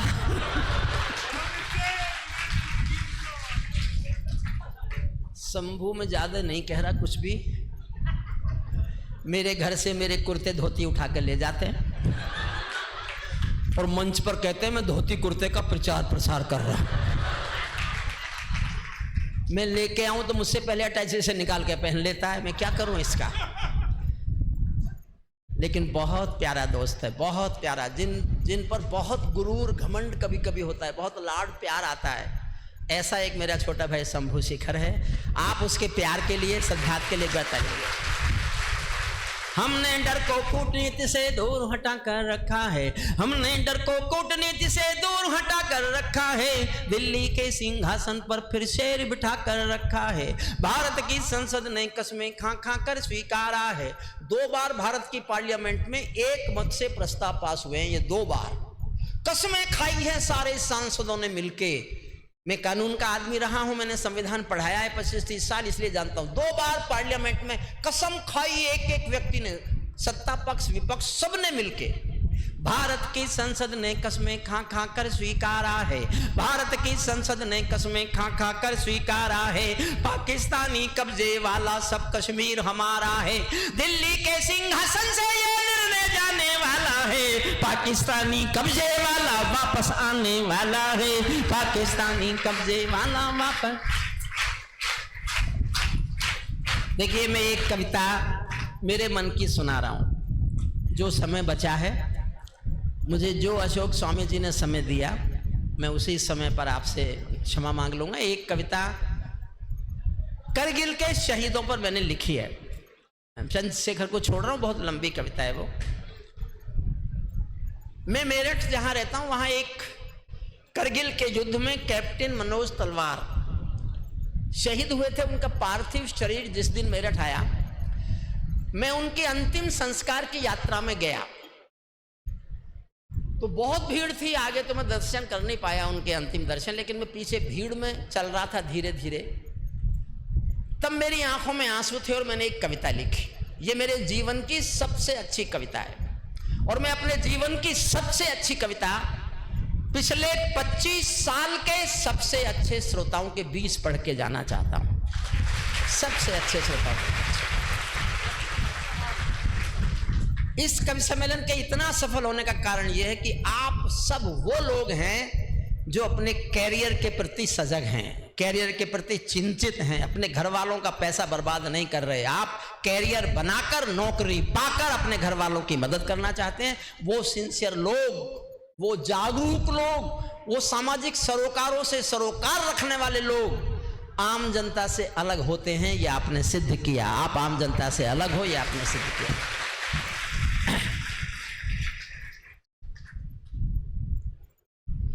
देखिए, एक वाक्य में बोलता हूं, मैं किसी की धार्मिक भावनाओं को ठेस नहीं पहुंचा रहा। किसी को लगे कि मैं किसी की धार्मिक भावनाओं को ठेस पहुंचा रहा हूं तो माफी मांगता हूं।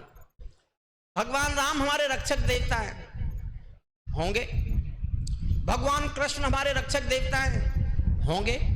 मैं भी सनातन धर्म में पैदा हुआ तो मैं भी मानता हूं कि जब दुनिया मानती है तो मैं भी मानूं कि होंगे, लेकिन मैंने देखे नहीं है। ना मैंने भगवान राम देखे, प्लीज, ना मैंने भगवान राम देखे, ना मैंने भगवान कृष्ण देखे। मैंने वो अपने रक्षक देवता देखे हैं जो वर्दी पहनकर सीमा पर खड़े हैं और देश की रक्षा कर रहे हैं। ये भी रक्षक देवता हैं, ये भी देश के अनमोल रत्न हैं। उनसे ज्यादा ईमानदार इस देश में और कोई है नहीं। अच्छा, अपने दिल पर हाथ रखकर सोचना, अगर टाटा, बिरला, अंबानी या ये बिल गेट्स या कोई भी बाइडन या कोई भी दुनिया का अमीर से अमीर आदमी आपसे कहे कि मैं आपको जो मांगोगे तनख्वाह दूंगा, 1 करोड़, 2 करोड़, 5 करोड़, आपको मेरे लिए मरना पड़ेगा, कोई करेगा नौकरी? किसी भी कीमत पर आप मना कर देंगे। लेकिन एक फौजी जानता है कि उसे देश के लिए मरना पड़ेगा, फिर भी फौज की वर्दी पहनता है और सीमा पर जाकर खड़ा हो जाता है। मैं सर झुकाता हूं उनके लिए। छोटी सी कविता, केवल 4 मिनट मांगता हूं, कोई उठना मत, इसके लिए हाथ जोड़ता हूं। मेरे जीवन की सबसे अच्छी कविता है, वो मैं कानों के लिए नहीं सुना रहा, आपके दिलों पर छपने के लिए सुना रहा हूं। सुनिए मन से। आप बहुत अच्छे हैं इसलिए इस कविता को सुना रहा हूं, वरना मैं छोड़ देता हूं। शंभू ने मुझसे कहा था कि इस कविता से ही समापन करना। ठीक है, मैं ताली बजाना मत बजाना, जहां अच्छा बहुत लगे तो बजा देना, वरना मत भी bजाओगे तो चलेगा। ये मेरी पूजा है। आप भी बैठ जाएंगे, जगह नहीं है, बैठ जाए, बैठ जाए। मैं केशव का 5 जन्म भी गहन मौन में खोया हूं। मैं गीतकार नहीं हूं, मैं ओज का कवि हूं, चीख चिल्लाहट का कवि मान सकते हो। देखो मैं तो ऐसा है, मैं वो कलम नहीं हूं जो बिक जाती हो दरबारों में। मैं शब्दों की दीप सिखा हूं अंधियारे चौबारों में। मैं वाणी का राजदूत हूं, सच पर मरने वाला हूं, डाकू को डाकू कहने की हिम्मत करने वाला हूं। डाकू को डाकू कहने की हिम्मत करने वाला हूं। मेरी कलम वचन देती है अंधियारों से लड़ने की, राजमहल के राजमुकुट के आगे तन कर अड़ने की। उस कवि का मर जाना ही अच्छा है जो खुददार नहीं। देश जले मैं कुछ ना बोलूं, मैं ऐसा गद्दार नहीं, ऐसा गद्दार नहीं। वाह। मैं ताजों के लिए समर्पण वंदन गीत नहीं गाता, दरबारों के लिए कभी अभिनंदन गीत नहीं गाता। गौन भले हो जाऊं लेकिन मौन नहीं हो सकता मैं। जो मुझे जानना चाहते हैं, समझना चाहते हैं, एक पंक्ति याद रखना क्या है हरिओम पवार। गौन भले हो जाऊं लेकिन मौन नहीं हो सकता मैं। पुत्र मोह में शस्त्र त्याग कर द्रोण नहीं हो सकता मैं। मोह में शस्त्र त्याग कर। सत्ता का आकर्षण मेरी भूख नहीं, शाल दुशाला चंदन मेरी भूख नहीं। सरकारी अभिनंदन नहीं चुने मैंने, सरकारी अभिनंदन नहीं चुने मैंने, राजनीति के बंधन नहीं चुने मैंने। कलम सिपाही बनकर जिंदा रहता हूं, भूखे बच्चों से शर्मिंदा रहता हूं। पगडंडी से लाल किले तक जाता हूं, झुग्गी झोपड़ियों के आंसू गाता हूं, लेकिन दरबारों में कवि का शीश नहीं झुकने दूंगा। कविता का सिंहासन से संग्राम नहीं रुकने दूंगा। वाह जादू, वाह। छोटी सी कविता सुन लीजिए, ये केवल भूमिका है उसकी। मैं केशव का 5 जन्म भी गहन मौन में खोया हूँ। उन बेटों की याद कहानी लिखते लिखते रोया हूँ। उन बेटों की याद कहानी लिखते लिखते रोया हूँ। जिस माथे की कुमकुम बिंदी वापस लौट नहीं पाई, चुटकी झुमके पायल ले गई कुर्बानी की यमराई। कुछ बहनों की राखी जल गई है बर्फीली घाटी में, वेदी के गठबंधन मिल गए हैं करगिल की माटी में। पर्वत पर कितने सिंदूरी सपने दफन हुए होंगे, 20 बसंतों के मधुमासी जीवन हवन हुए होंगे। टूटी चूड़ी धुला महावर रूठा कंगन हाथों का, कोई मोल नहीं दे सकता बसंती जज्बातों का, कोई मोल नहीं दे सकता।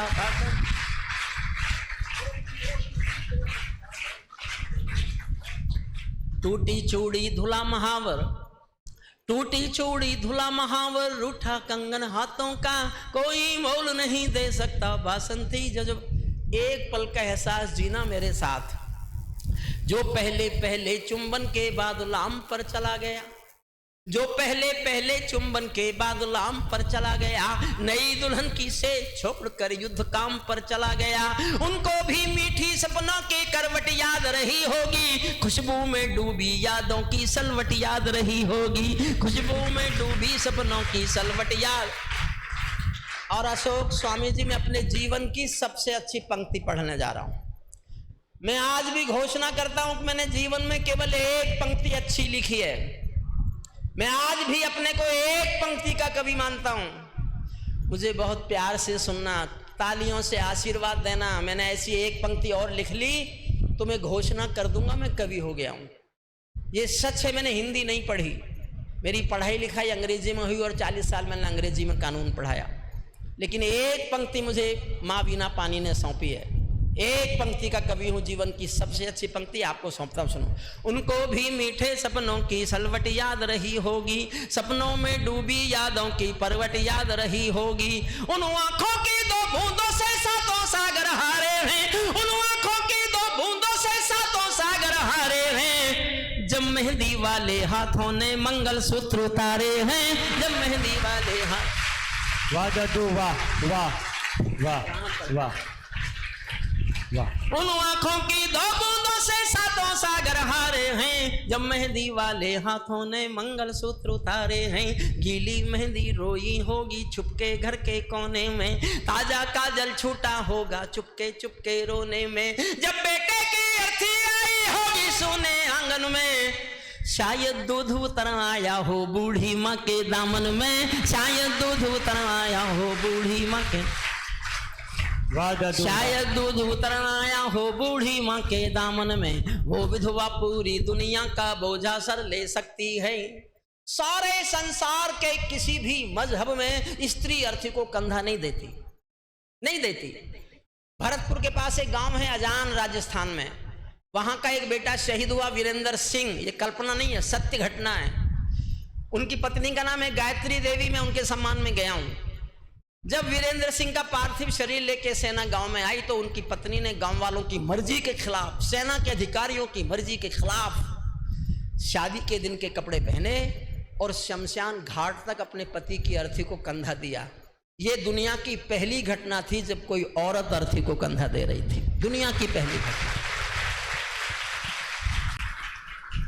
जो दुनिया में पहली बार घटे वो तो महाकाव्य अपने में, कोई क्या लिखेगा उस पे। फिर भी मैंने एक पंक्ति लिखी, आपका प्यार मांगती है सुनना। जब बेटे की अर्थी आई होगी सोने आंगन में, शायद दूध उतरवाया हो बूढ़ी माँ के दामन में, वो विधवा पूरी दुनिया का बोझा सर ले सकती है, वो विधवा पूरी दुनिया का बोझा सर ले सकती है, जो अपने पति की अर्थी को भी कंधा दे सकती है, जो अपने पति की अर्थी को। वाह दादू, वाह। वो विधवा पूरी दुनिया का बोझा सर ले सकती है, जो अपने पति की अर्थी को भी कंधा दे सकती है। मैं सिंहर देवी के चरणों में शीश झुकाता हूँ, इसीलिए मैं कविता को हथियार बनाकर गाता हूँ, इसीलिए मैं कविता को हथियार बनाकर। जिन बेटों ने पर्वत काटे हैं अपने नाखूनों से, कल्पना करो कैसे लड़ते होंगे -48 और +48। कल्पना करो केवल 6 लाइन सैनिक के शौर्य पर गा रहा हूं। उनसे बड़ा मुझे दुनिया में कोई लगता नहीं है। किसी भी दुनिया के किसी मुल्क का सैनिक हो आदरणीय है, वो अपने मुल्क के लिए मर रहा है। जिन बेटों ने पर्वत काटे हैं अपने नाखूनों से, उनकी कोई मांग नहीं है दिल्ली के कानूनों से। जो सैनिक सीमा रेखा पर ध्रुव तारा बन जाता है, उस कुर्बानी के दीपक से सूरज भी शर्माता है। गर्म दहानों पर तोपों के जो सीने अड़ जाते हैं, उनकी गाथा लिखने को अंबर छोटे पड़ जाते हैं। उनके लिए हिमालय कंधा देने को झुक जाता है, कुछ पल को सागर की लहरों का गर्जन रुक जाता है। उससे निक्के शब का दर्शन तीर्थ जैसा होता है, चित्र शहीदों का मंदिर की मूरत जैसा होता है, चित्र शहीदों का मंदिर की मूरत जैसा। वाह दादू, वाह। आखिरी 8 लाइन है, केवल 8 लाइन, बहुत गंभीर होके सुनना। क्या ये देश उन्हीं का है जो सीमा पर मर जाते हैं? क्या ये देश उन्हीं का है जो सीमा पर मर जाते हैं? अपना खून बहा कर टीका सरहद पर कर जा। बहन जी 1 मिनट बैठ जाइए, 1 मिनट। क्या ये देश उन्हीं का? कोई नहीं, कोई होता है। मैं बोल नहीं रहा हूं, ये गंभीर सा आपकी तोड़ना नहीं चाहता। क्या ये देश उन्हीं का है जो सीमा पर मर जाते हैं? अपना खून बहा कर टीका सरहद पर कर जाते हैं। कोई युद्ध वतन की खातिर सबको लड़ना पड़ता है, संकट की घड़ियों में सबको सैनिक बनना पड़ता है। जो भी कौम वतन की खातिर मरने को तैयार नहीं, उसकी संतति को आजादी जीने का अधिकार नहीं, उसकी संतति को आजादी जीने का आधार। अंतिम 2 लाइन है, विदा लेता हूं। अशोक स्वामी जी बहुत बार आभार करता हूं आपका। मैं 1 लाइन आखिरी ऐसी लिखना चाहता था जो नेताओं पर जिससे ज्यादा सख्त कुछ कहा नहीं जा सकता। मेरे घर में भी हैं, उनका वश चले तो मुझे मारें, लेकिन मैंने 1 लाइन इतनी चालाकी से लिखी कि उसका बहुत विरोध भी नेता का हो और वो सामने बैठे हो तो उनकी समझ में ना आए, और समझ में भी आए तो इतनी देर में आए जब तक मैं चला जाऊं। आपको लगे ऐसी लाइन है तो यहां से मुझे विदा करना। आप कितनी तालियों से, कितने प्यार से, कितने अभिवादन से, कितनी श्रद्धा से, कितने स्नेह से विदा करते हैं, मैं आप पे छोड़ता हूं। अंतिम 2 लाइन सुनना। सैनिक अपने प्राण गंवा कर देश बड़ा कर जाते हैं, सैनिक अपने प्राण गंवा कर देश बड़ा कर जाते हैं, सैनिक अपनी प्राण गंवा कर देश बड़ा कर जाते हैं, बलिदानों की बुनियादों पर राष्ट्र खड़ा कर जाते हैं। जिनको मां के बलिदानी बेटों से प्यार नहीं होगा, उन्हें तिरंगे को लहरा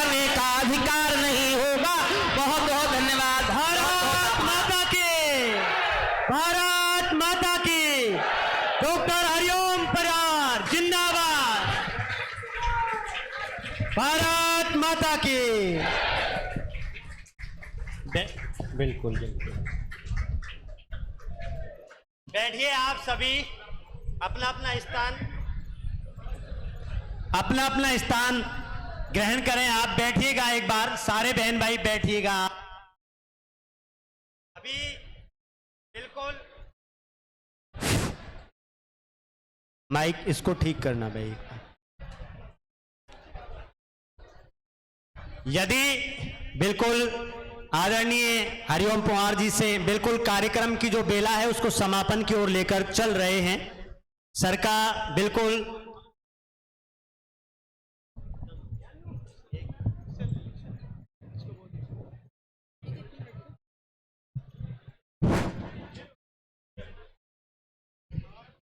हेलो हेलो हेलो हेलो। एक बार यदि आज के इस भव्य और दिव्य काव्य सम्मेलन में आपको यदि जायका आया सच्चे मन से तो एक बार तालियां आपकी। दोस्तों, माया नगरी मुंबई को गर्व है कि उनके पास सदी के महानायक अमिताभ बच्चन हैं। क्रिकेट को गुमान है कि उनके पास क्रिकेट के भगवान सचिन तेंदुलकर और जो मास्टर मॉडर्न विराट कोहली और रोहित शर्मा है। लेकिन हिंदी के लिए, हिंदी की कविता के लिए यह गौरव की बात है कि हमारे पास भीष्म पितामह जैसे दृढ़ प्रतिज्ञारत आदरणीय डॉक्टर हरिओम पंवार हैं। 5000 पहले के भीष्म पितामह को जब मैं देखता हूं, अतीत में झांकता हूं, तो उस गंगा पुत्र से शायद एक चूक हो गई कि वो राजधर्म के मोह पास के बंधन से मुक्त नहीं हो पाए। लेकिन आज इस सदी के भीष्म पितामह से दोस्तों हम सब लोगों ने ये उम्मीद पाली और उस उम्मीद पर वो खरे उतरे और हिंदू धर्म में पुनर्जन्म में भरोसा किया जाता है। तो मेरा मानना है कि शायद साक्षात हरिओम पंवार जी के रूप में वापस उस गलती का सुधार करने के लिए डॉक्टर हरिओम पंवार जी ने पुनर्जन्म लिया है। और जब भीष्म पितामह के रूप में राजधर्म के मोह पास से बंधे हुए थे, लेकिन अब उनके 40 से 50 वर्षों के काव्य पाठ को देखकर मुझे ऐसा लगता है कि उनकी कविता में जो राज सत्ता है वो ठोकरों में खेली है और राष्ट्र धर्म सर्वोपरि रहा है। तभी मुझे ऐसा महसूस हो रहा है कि आज देश जहां खड़ा है शायद युग के भीष्म पितामह की वजह से ही खड़ा हुआ है। तो ऐसे विराट व्यक्तित्व के धनी आदरणीय डॉक्टर हरिओम पंवार के लिए, आदरणीय शंभू सीकर जी के लिए और बिहारी लाल अंबर जी के लिए एक बार आप पुनः आकाश भर तालियां।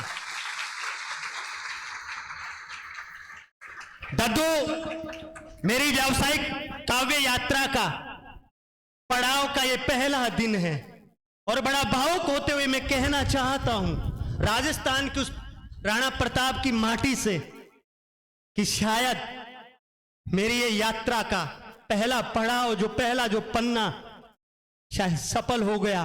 और आप जैसे दिव्य विभूतियों के दर्शन कर करके, आपके चरणों की रज का स्पर्श पा करके मुझे ऐसी अनुभूति हो रही है अंदर से कि जिस प्रकार से राम ने माता अहिल्या को तार दिया, शायद मैं भी पत्थर और पतित आज आपके दर्शन कर करके और शायद मैं भी तर गया हूं।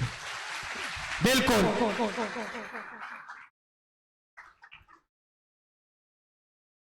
अभिभूत हूं मैं और मेरे पास कहने को कोई शब्द नहीं है। एक प्रसंग याद आ रहा है। डॉक्टर साहब उसको जानते हैं, ये मुझे पता है, पढ़ा होगा, उन्होंने सुना भी होगा। रामधारी सिंह दिनकर राज्यसभा के सदस्य मनोनीत किए गए। नेहरू जी और वो साथ साथ जा रहे थे। नेहरू जी आगे थे, दिनकर जी पीछे थे। नेहरू जी थोड़ा सा लड़खड़ा गए, दिनकर जी ने पीछे से सहारा दिया उनको और पकड़ लिया। नेहरू जी ने कहा कि आभार। दिनकर जी ने कहा कि इसमें आभार की कोई बात नहीं है, राजनीति जब जब लड़खड़ाती है तो साहित्य उसे संभालता ही है, और ये साहित्य का नैतिक दायित्व है। और हमें गर्व है, खुशी है कि हमारे बीच में एक ऐसी शख्सियत है जिसे पद्मश्री या अन्य पुरस्कारों का मोह नहीं, जो सही बात को कहने का हौसला रखती है। मैंने आपसे एक बेहतर दिन का वादा किया था और मैं समझता हूँ आप इतनी देर रुके हैं तो ये महसूस हो रहा है कि इससे बढ़िया दिन कोई आपके लिए नहीं हो सकता था। अभी आपको हिंदी संसार के विद्यार्थी होने का परिचय देते हुए थोड़ी देर और रुकना है। इन महान विभूतियों का आपकी तरफ से स्मृति चिन्ह देकर और सम्मान किया जाएगा, और आपकी स्मृति को इनके हृदय में हमेशा के लिए अंकित किया जाएगा, और उसके बाद में कार्यक्रम का समापन हो जाएगा। और मैं आपसे वादा करता हूं कि इनको मैं आपके बीच में जब आप चाहेंगे अवश्य फिर से बुलाता रहूंगा। तो सबसे पहले इन महाकवियों का संस्थान की तरफ से स्मृति चिन्ह देकर सम्मान किया जाएगा। धन्यवाद। बहुत बहुत शुक्रिया आदरणीय डॉक्टर अशोक स्वामी जी सर। और अब इतनी देर आप लोगों ने बिल्कुल पूरी दरिया दिली और जिंदा दिली के साथ सुना, और जो मैंने आपसे शुरुआत में आकर के जो अपनी झोली फैलाकर भीख मांगी थी, आपने पूरी की पूरी झोली भर दी। और मैं राजस्थान यही लेकर के जाऊंगा, रियल बता रहा हूं, पूरी की पूरी झोली भर दी। क्या यार आपने सुना है, कसम से मैं फिर कहूंगा कि दिल गार्डन गार्डन हो गया रे बाबा। सच्ची में बता रहा हूं, सच्ची में बता रहा हूं, अपनी मासी के नुमाइंदों से, बच्चों से मैं यही उम्मीद कर सकता था। आपने दिल जीत लिया, मां से भी ज्यादा मासी के लड़कों और लड़कियों ने, बहन भाइयों ने जो आज दिल खोल के जो मोहब्बत लुटाई है, उसके लिए मेरी 3 पीढ़ियां आपकी ऋणी रहेंगी। एक बार आपके लिए जोरदार तालियां। सम्मान की स्मृति चिन्ह की बेला में मैं सबसे पहले आदरणीय डॉक्टर अशोक स्वामी सर से गुजारिश करूंगा कि वो आदरणीय डॉक्टर हरिओम पंवार जी को विवेकानंद बिल्कुल यादों के तौर पे आपकी तालियां बिल्कुल कमजोर ना पड़े, उत्साह के सहारे जोरदार तालियां आपकी।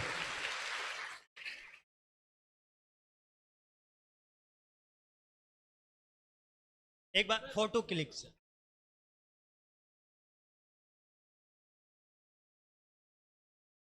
तालियां आप लोगों की। इस बेला में मैं आगे आवाज देना चाहता हूं आदरणीय शंभू सीकर जी को कि वो भी आए। आदरणीय डॉक्टर अशोक स्वामी सर, उनका भी स्मृति चिन्ह भेंट करके सम्मान करना चाहते हैं।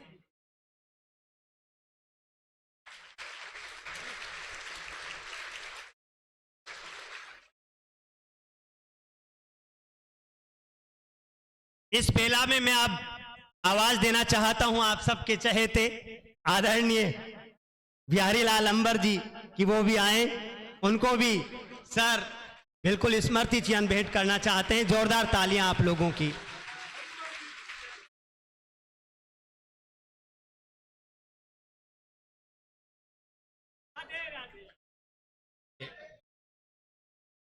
अभी आप लोग बने रहिए। डॉक्टर साहब से एक आग्रह और करूंगा, मैं 5 मिनट और लेना चाहूंगा। इनकी एक कविता मैंने फेसबुक पर, आप विश्वास नहीं करेंगे, कम से कम 100 बार पढ़ डाला मैंने उसको। 100 बार पढ़ी है वो कविता मैंने, और मुझे बहुत प्रभावित करती है। मैं भारत का संविधान हूं, लाल किले से बोल रहा हूं। अगर पूरी कविता नहीं सुना सके तो मेरे आग्रह को, विनम्र आग्रह को स्वीकार करते हुए केवल उसकी आरंभिक जो 10 पंक्तियां हैं वो जरूर सुनाने की कृपा करें। ये संस्था आपकी ऋणी रहेगी इन पंक्तियों के लिए।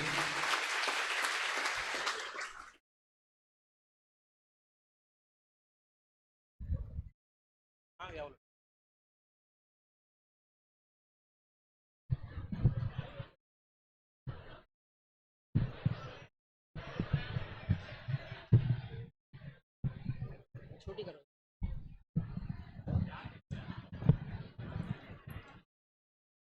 पहले 1 मिनट की कहानी सुनो, और ये सत्य घटना पे सुना रहा हूं मैं। अब जिस तरह अशोक स्वामी जी ने बुलाया है, अब मैं अपने को रोक नहीं पा रहा कि वो कहानी सुनाऊं। जब अटल बिहारी जी प्रधानमंत्री थे तो अपने जन्मदिन पर 25 दिसंबर को कवि सम्मेलन कराया करते थे। मैं हर बार जाता था। एक बार उन्होंने अपनी जेब से एक चिट्ठी निकाली जब चाय पी रहे थे बाद में, और चिट्ठी मुझे दे के बोले, हरिओम इस चिट्ठी को कवियों के सामने पढ़। और वो चिट्ठी इलाहाबाद के ही जेलर ने वाजपेयी साहब को भेजी, उनके दोस्त रहे होंगे। जेलर जी को चिट्ठी एक कैदी ने लिखी थी, और कैदी ने इसलिए लिखी कि उन दिनों जेलों में कवि सम्मेलन शुरू हुए थे। जब ये किरण बेदी आईजी जेल बनी तो उन्होंने जेलों में कवि सम्मेलन शुरू कराए, या तो कैदियों को सुधारने के लिए या सजा में कुछ कमी रह गई है उसे पूरी करने के लिए। एक कैदी ने, एक कवि सम्मेलन हुआ इलाहाबाद की जेल में, एक कैदी ने कवि सम्मेलन सुनने के बाद जेलर को चिट्ठी लिखी। जेलर ने वो चिट्ठी वाजपेयी साहब को भेजी। वाजपेयी साहब ने मुझसे कहा, इसे पढ़। चिट्ठी में लिखा था, मुझसे एक कत्ल हो गया, मुझे उम्र कैद मिली, मैं सजा भुगत रहा हूं। ये जो मुझे रात भर कविताएं सुनवाई गई, ये मेरे किस जुर्म की सजा है। तो हे अशोक स्वामी जी, क्या आप बच्चों से नाराज हैं जो उनको सजा पे सजा दिए जा रहे हैं? लेकिन ऐसा लगता नहीं है। आप भी उनको बहुत प्यार करते हैं, वो भी आपको बहुत प्यार करते हैं। आप उनके बिना अधूरे हैं, वो आपके बिना अधूरे हैं। जितनी मुझे याद आती है, बहुत पुरानी कविता है ये। जिन दिनों में संविधान पढ़ा रहा था, अब तो मुझे रिटायर हुए 11 साल हो गए। मैं जिन दिनों संविधान पढ़ाता था तो मैं एक बड़ा असमंजस में रहता था। पढ़ा के लौटता था, सोचता था मैं जो पढ़ा के आया हूं वो तो देश में है ही नहीं, और जो देश में हो रहा है वो किताब में ही नहीं है। लखनऊ में एक एमएलए की कोठी पर नेम प्लेट लगी हुई थी, भोलानाथ पांडे एमएलए, भूतपूर्व विमान अपहरणकर्ता। और ये सत्य है। 2 लोगों ने प्लेन हाईजैक किया था इंदिरा गांधी के लिए, वो दोनों ने टिकट लिया, चुनाव लड़े, दोनों जीते, देवेंद्र पांडे और भोलानाथ पांडे। तो मैंने इसलिए कविता लिखी कि जो संविधान में है वो होता नहीं है, और जो हो रहा है वो संविधान में है नहीं। तो मैंने सहज सी कविता, बहुत आसान करके संविधान लिखने की कोशिश की है। जितनी याद आ जाती है मैं उतनी सुना देता हूँ, और अगर बीच में याद नहीं आए तो उसकी जिम्मेदारी अशोक स्वामी जी की है। और याद आ जाए और मैं अच्छा सुनाऊं तो ये सब मेरा किया हुआ है। बैठ जाओ, इसी पे बैठ जाओ। मैं भारत का संविधान हूं, लाल किले से बोल रहा हूं। किसी ने कहा, भाई तू लाल किले से क्यों बोला? उनका, मुझे संसद में किसी ने बोलने ही नहीं दिया।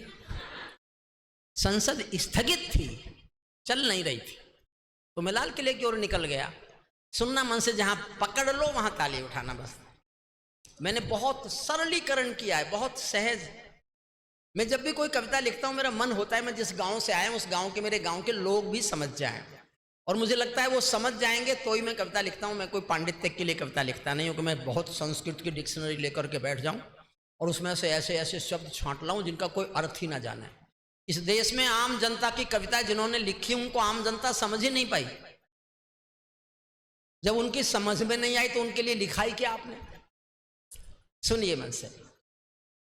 मैं भारत का संविधान हूँ, लाल किले से बोल रहा हूँ। मेरा अंतर मन घायल है, दिल की गांठें खोल रहा हूँ। मैं शक्ति का अमर गर्व हूँ, आजादी का विजय पर्व हूँ। पहले राष्ट्रपति का गुण हूँ, बाबा भीमराव का मन हूँ। मैं बलिदानों का चंदन हूँ, कर्तव्यों का अभिनंदन हूँ। कभी कभी मैं रामायण हूँ, कभी कभी गीता होता हूँ। कभी कभी मैं रामायण हूँ, कभी कभी गीता होता हूँ। रावण बध पर हंस लेता हूँ, दुर्योधन हट पर रोता हूँ। मैं भारत का संविधान हूँ, लाल किले से बोल रहा हूँ। मैं भारत का संविधान हूँ, मेरे वादे समता के हैं। क्या था मुझमें? मुझमें था क्या, बना दिया क्या? ये कविता मैंने लगभग सरकारों के खिलाफ लिखा, लेकिन ये एक ऐसी कविता है जो किसी के खिलाफ नहीं है। किसी के खिलाफ है तो मेरे भी खिलाफ है। भारत का संविधान 140 करोड़ जनसंख्या से बात कर रहा है।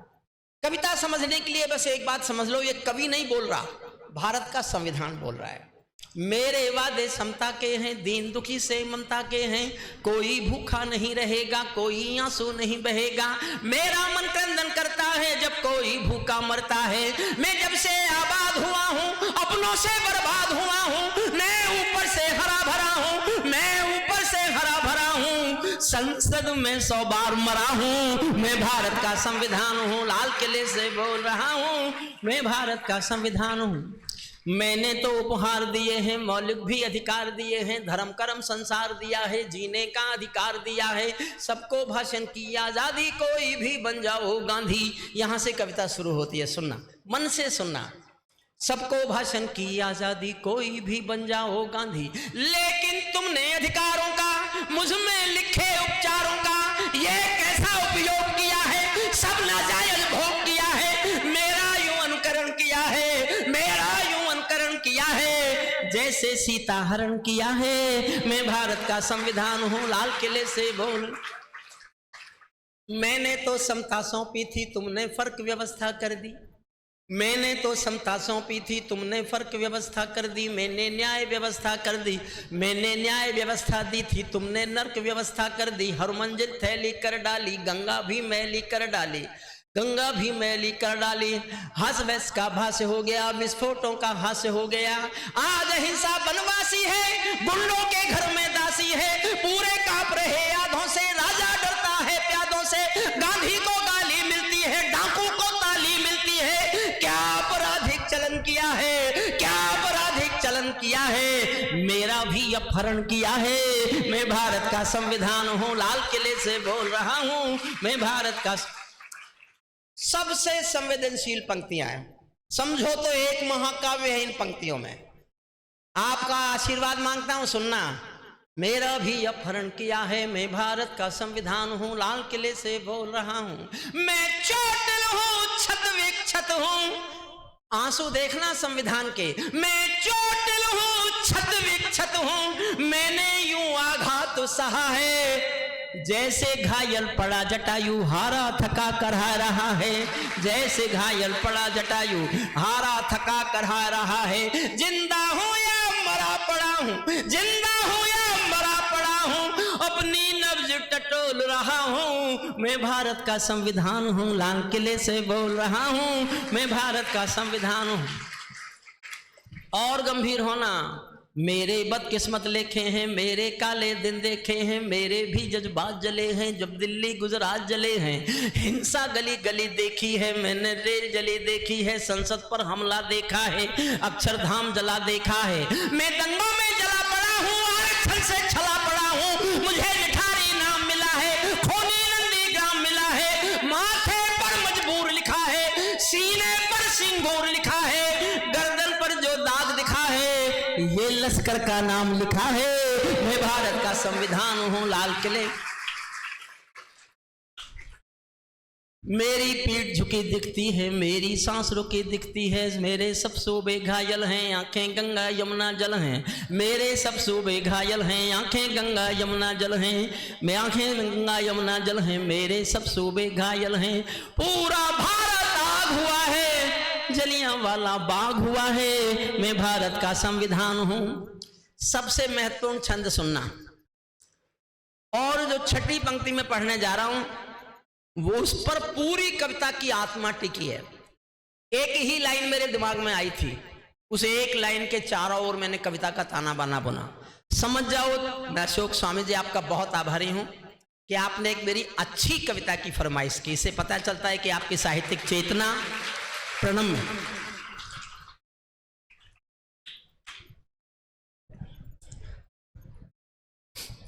मेरा गलत अर्थ करते हो, संविधान बोल रहा है।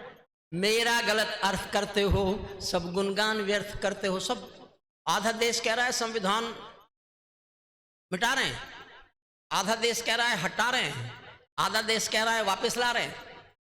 सब संविधान पर लड़ रहे हैं, किसी को पता ही नहीं उसमें अंदर क्या है। मैंने पढ़ाया है, मैं जानता हूं, सुनना। मेरा गलत अर्थ करते हो, सब गुणगान व्यर्थ करते हो। खूनी फाग मनाते तुम हो, मुझ पर दाग लगाते तुम हो।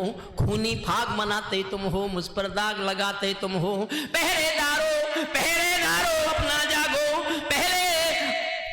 पहरेदारों दिल से जागो, आप हाथ रखो सीने पर जागो, जैसा हिंदुस्तान दिखा है, पकड़ना पंक्ति, इस पंक्ति में पूरी कविता की आत्मा है। जैसा हिंदुस्तान दिखा है, जैसा हिंदुस्तान दिखा है, ऐसा मुझमें कहां लिखा है। मैं भारत का संविधान हूं, लाल किले से बोल रहा हूं, मैं भारत का संविधान हूं।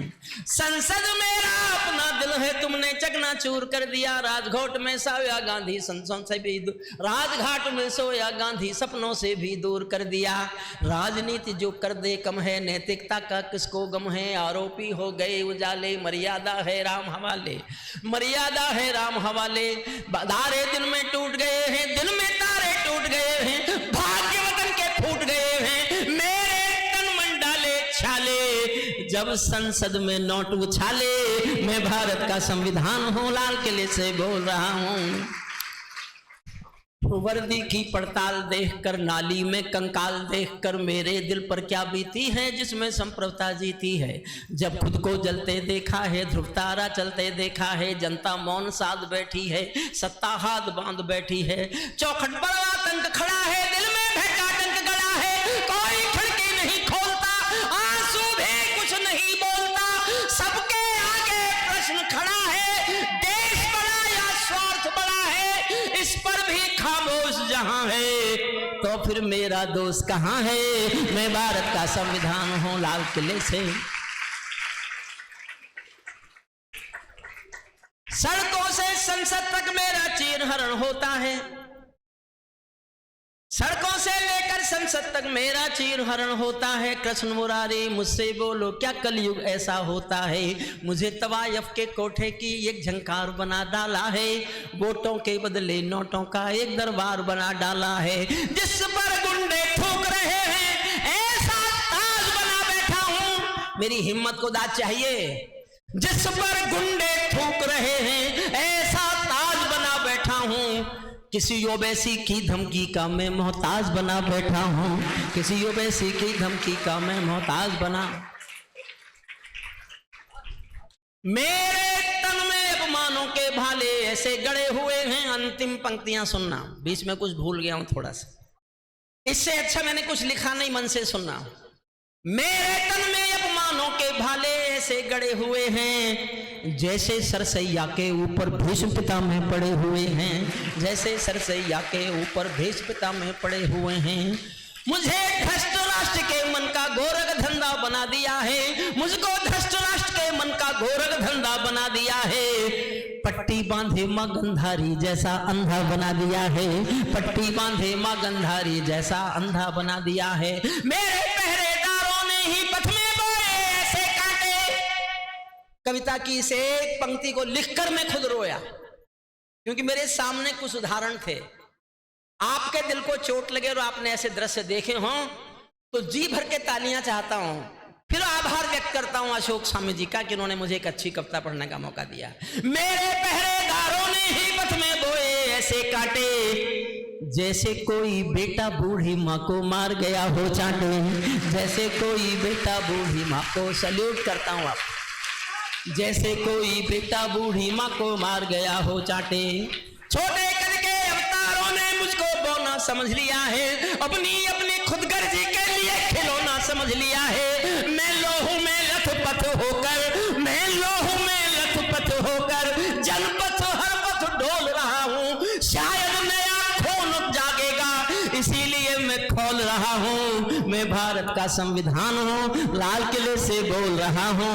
बहुत बहुत धन्यवाद, बहुत बहुत।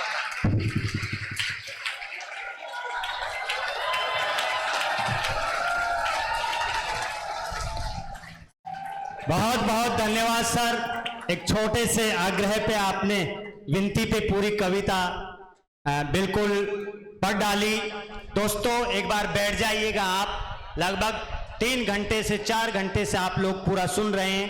केवल चंद मिनट, चंद लम्हा और आप और हम रहने वाले हैं। एक बार वापस बैठ जाइएगा, केवल 2 मिनट। जस्ट जो पीछे वार्ड नंबर 17 जो खड़ा है उससे मेरी गुजारिश है एक बार बैठ जाए। Just 2 minute, only for 2 minutes, केवल 2 मिनट का समय।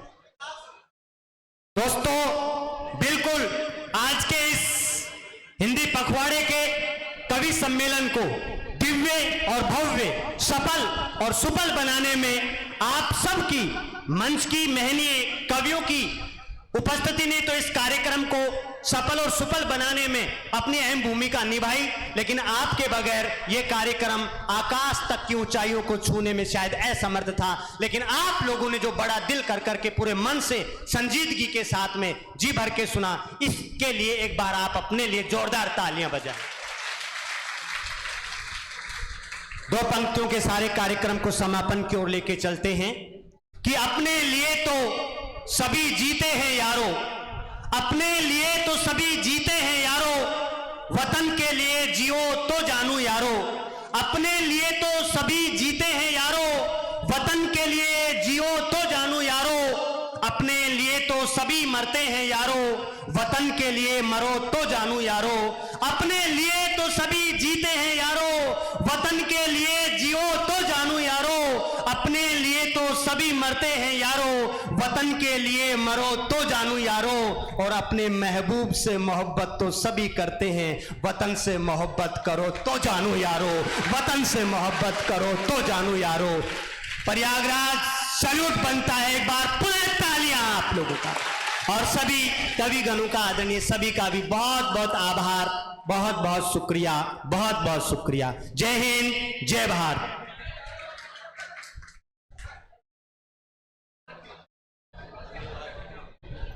आप सबका बहुत बहुत आभार। आपने पूर्ण संजीदगी के साथ कार्यक्रम का आनंद लिया और अच्छे विद्यार्थी होने का परिचय दिया। गर्व है आप पर। इतनी गर्मी में भी आप लोग बैठे रहे, कोई अभद्रता अव्यवस्था नहीं हुई। वास्तव में आप हिंदी के विद्यार्थी हैं और आपसे उम्मीद की जा सकती है कि हिंदी का भविष्य आपके सुरक्षित हाथों में है। अमर सिंह जी का भी जो मंच संचालन कर रहे थे, संस्थान की तरफ से सम्मान किया जाएगा। मेरे लिए तो गर्व की बात है कि आज आप सहायक आचार्य हैं और मेरे विद्यार्थी भी रहे हैं। 11वीं 12वीं क्लास में मुझसे पढ़े थे, और जब ये 11वीं क्लास में थे, 12वीं क्लास में थे, तो मैंने इनको विशेष हिंदी पढ़ाई थी। हिंदी एक विषय के रूप में पढ़ाया था। कौन से सन की बात है शायद ध्यान भी नहीं है मुझे।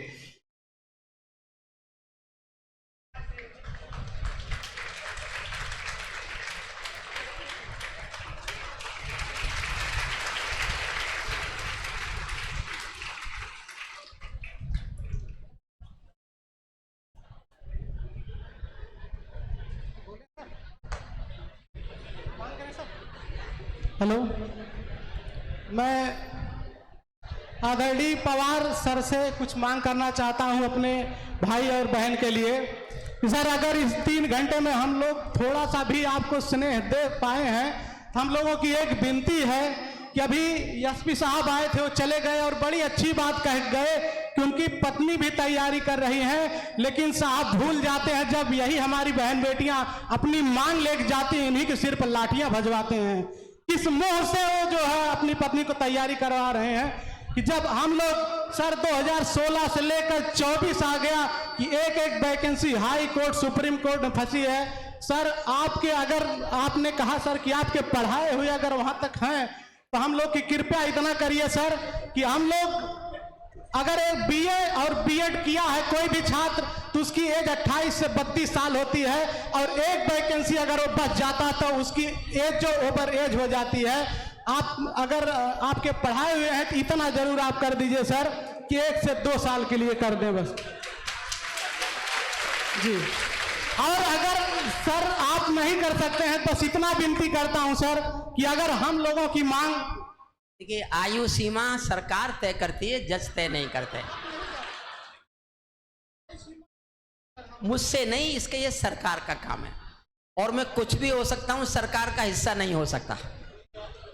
हाँ, आप कोई रिट लाइए सुप्रीम कोर्ट या हाई कोर्ट में ऐसी कि ये बढ़ना चाहिए, उनसे कोशिश की जा सकती है कि फेवरेबल फैसला हो, लेकिन पहले कोई फैसला सरकार ही लेगी।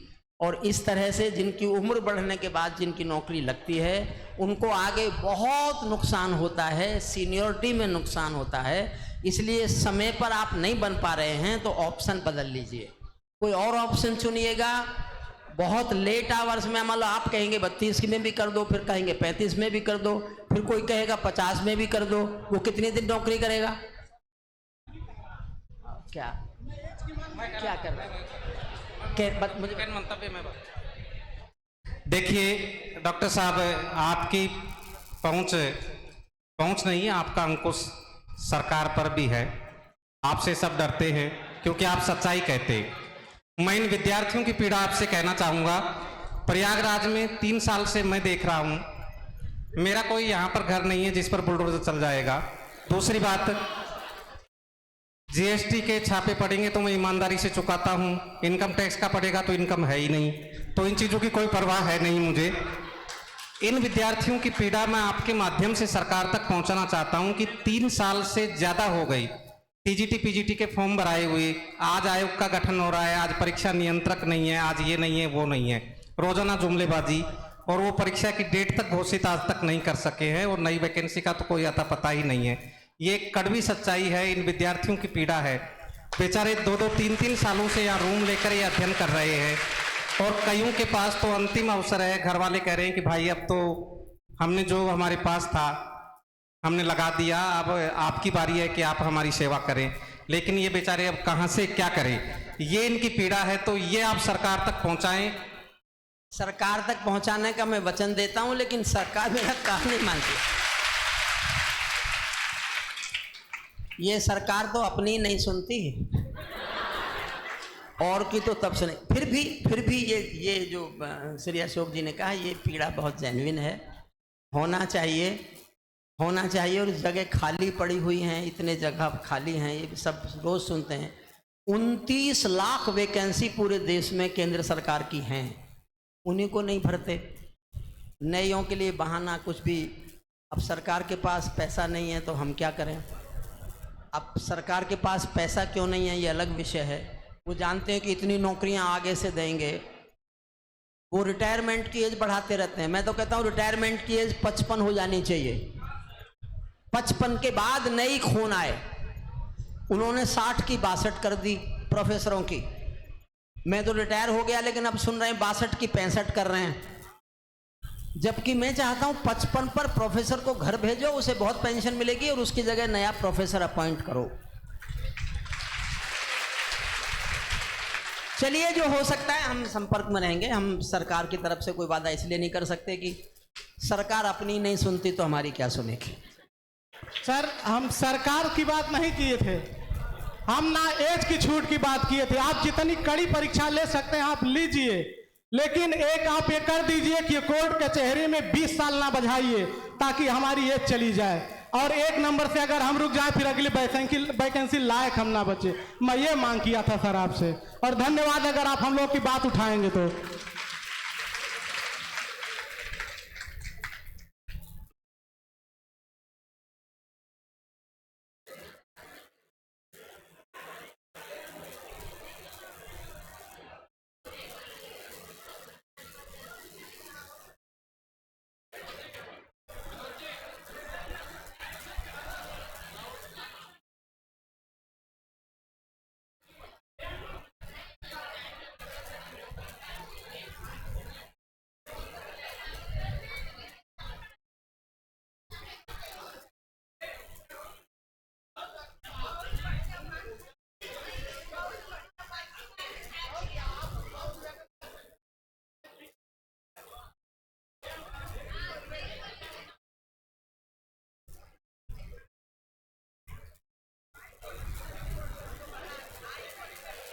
हेलो,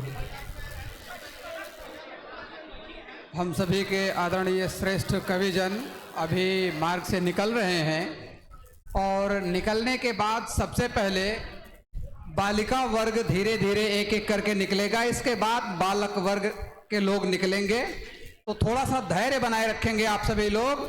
बालिका वर्ग आप लोग भी थोड़ा सा धैर्य बनाए रखें, आगे से वहां से निकलेंगे लोग तो जल्दी हो जाएगा। तो सबसे पहले बालिका वर्ग के लोग निकल जाएंगे, इसके बाद बालक वर्ग निकलेगा। ठीक है, आप लोगों से यही अपेक्षा है और आप धैर्य बनाए रखेंगे।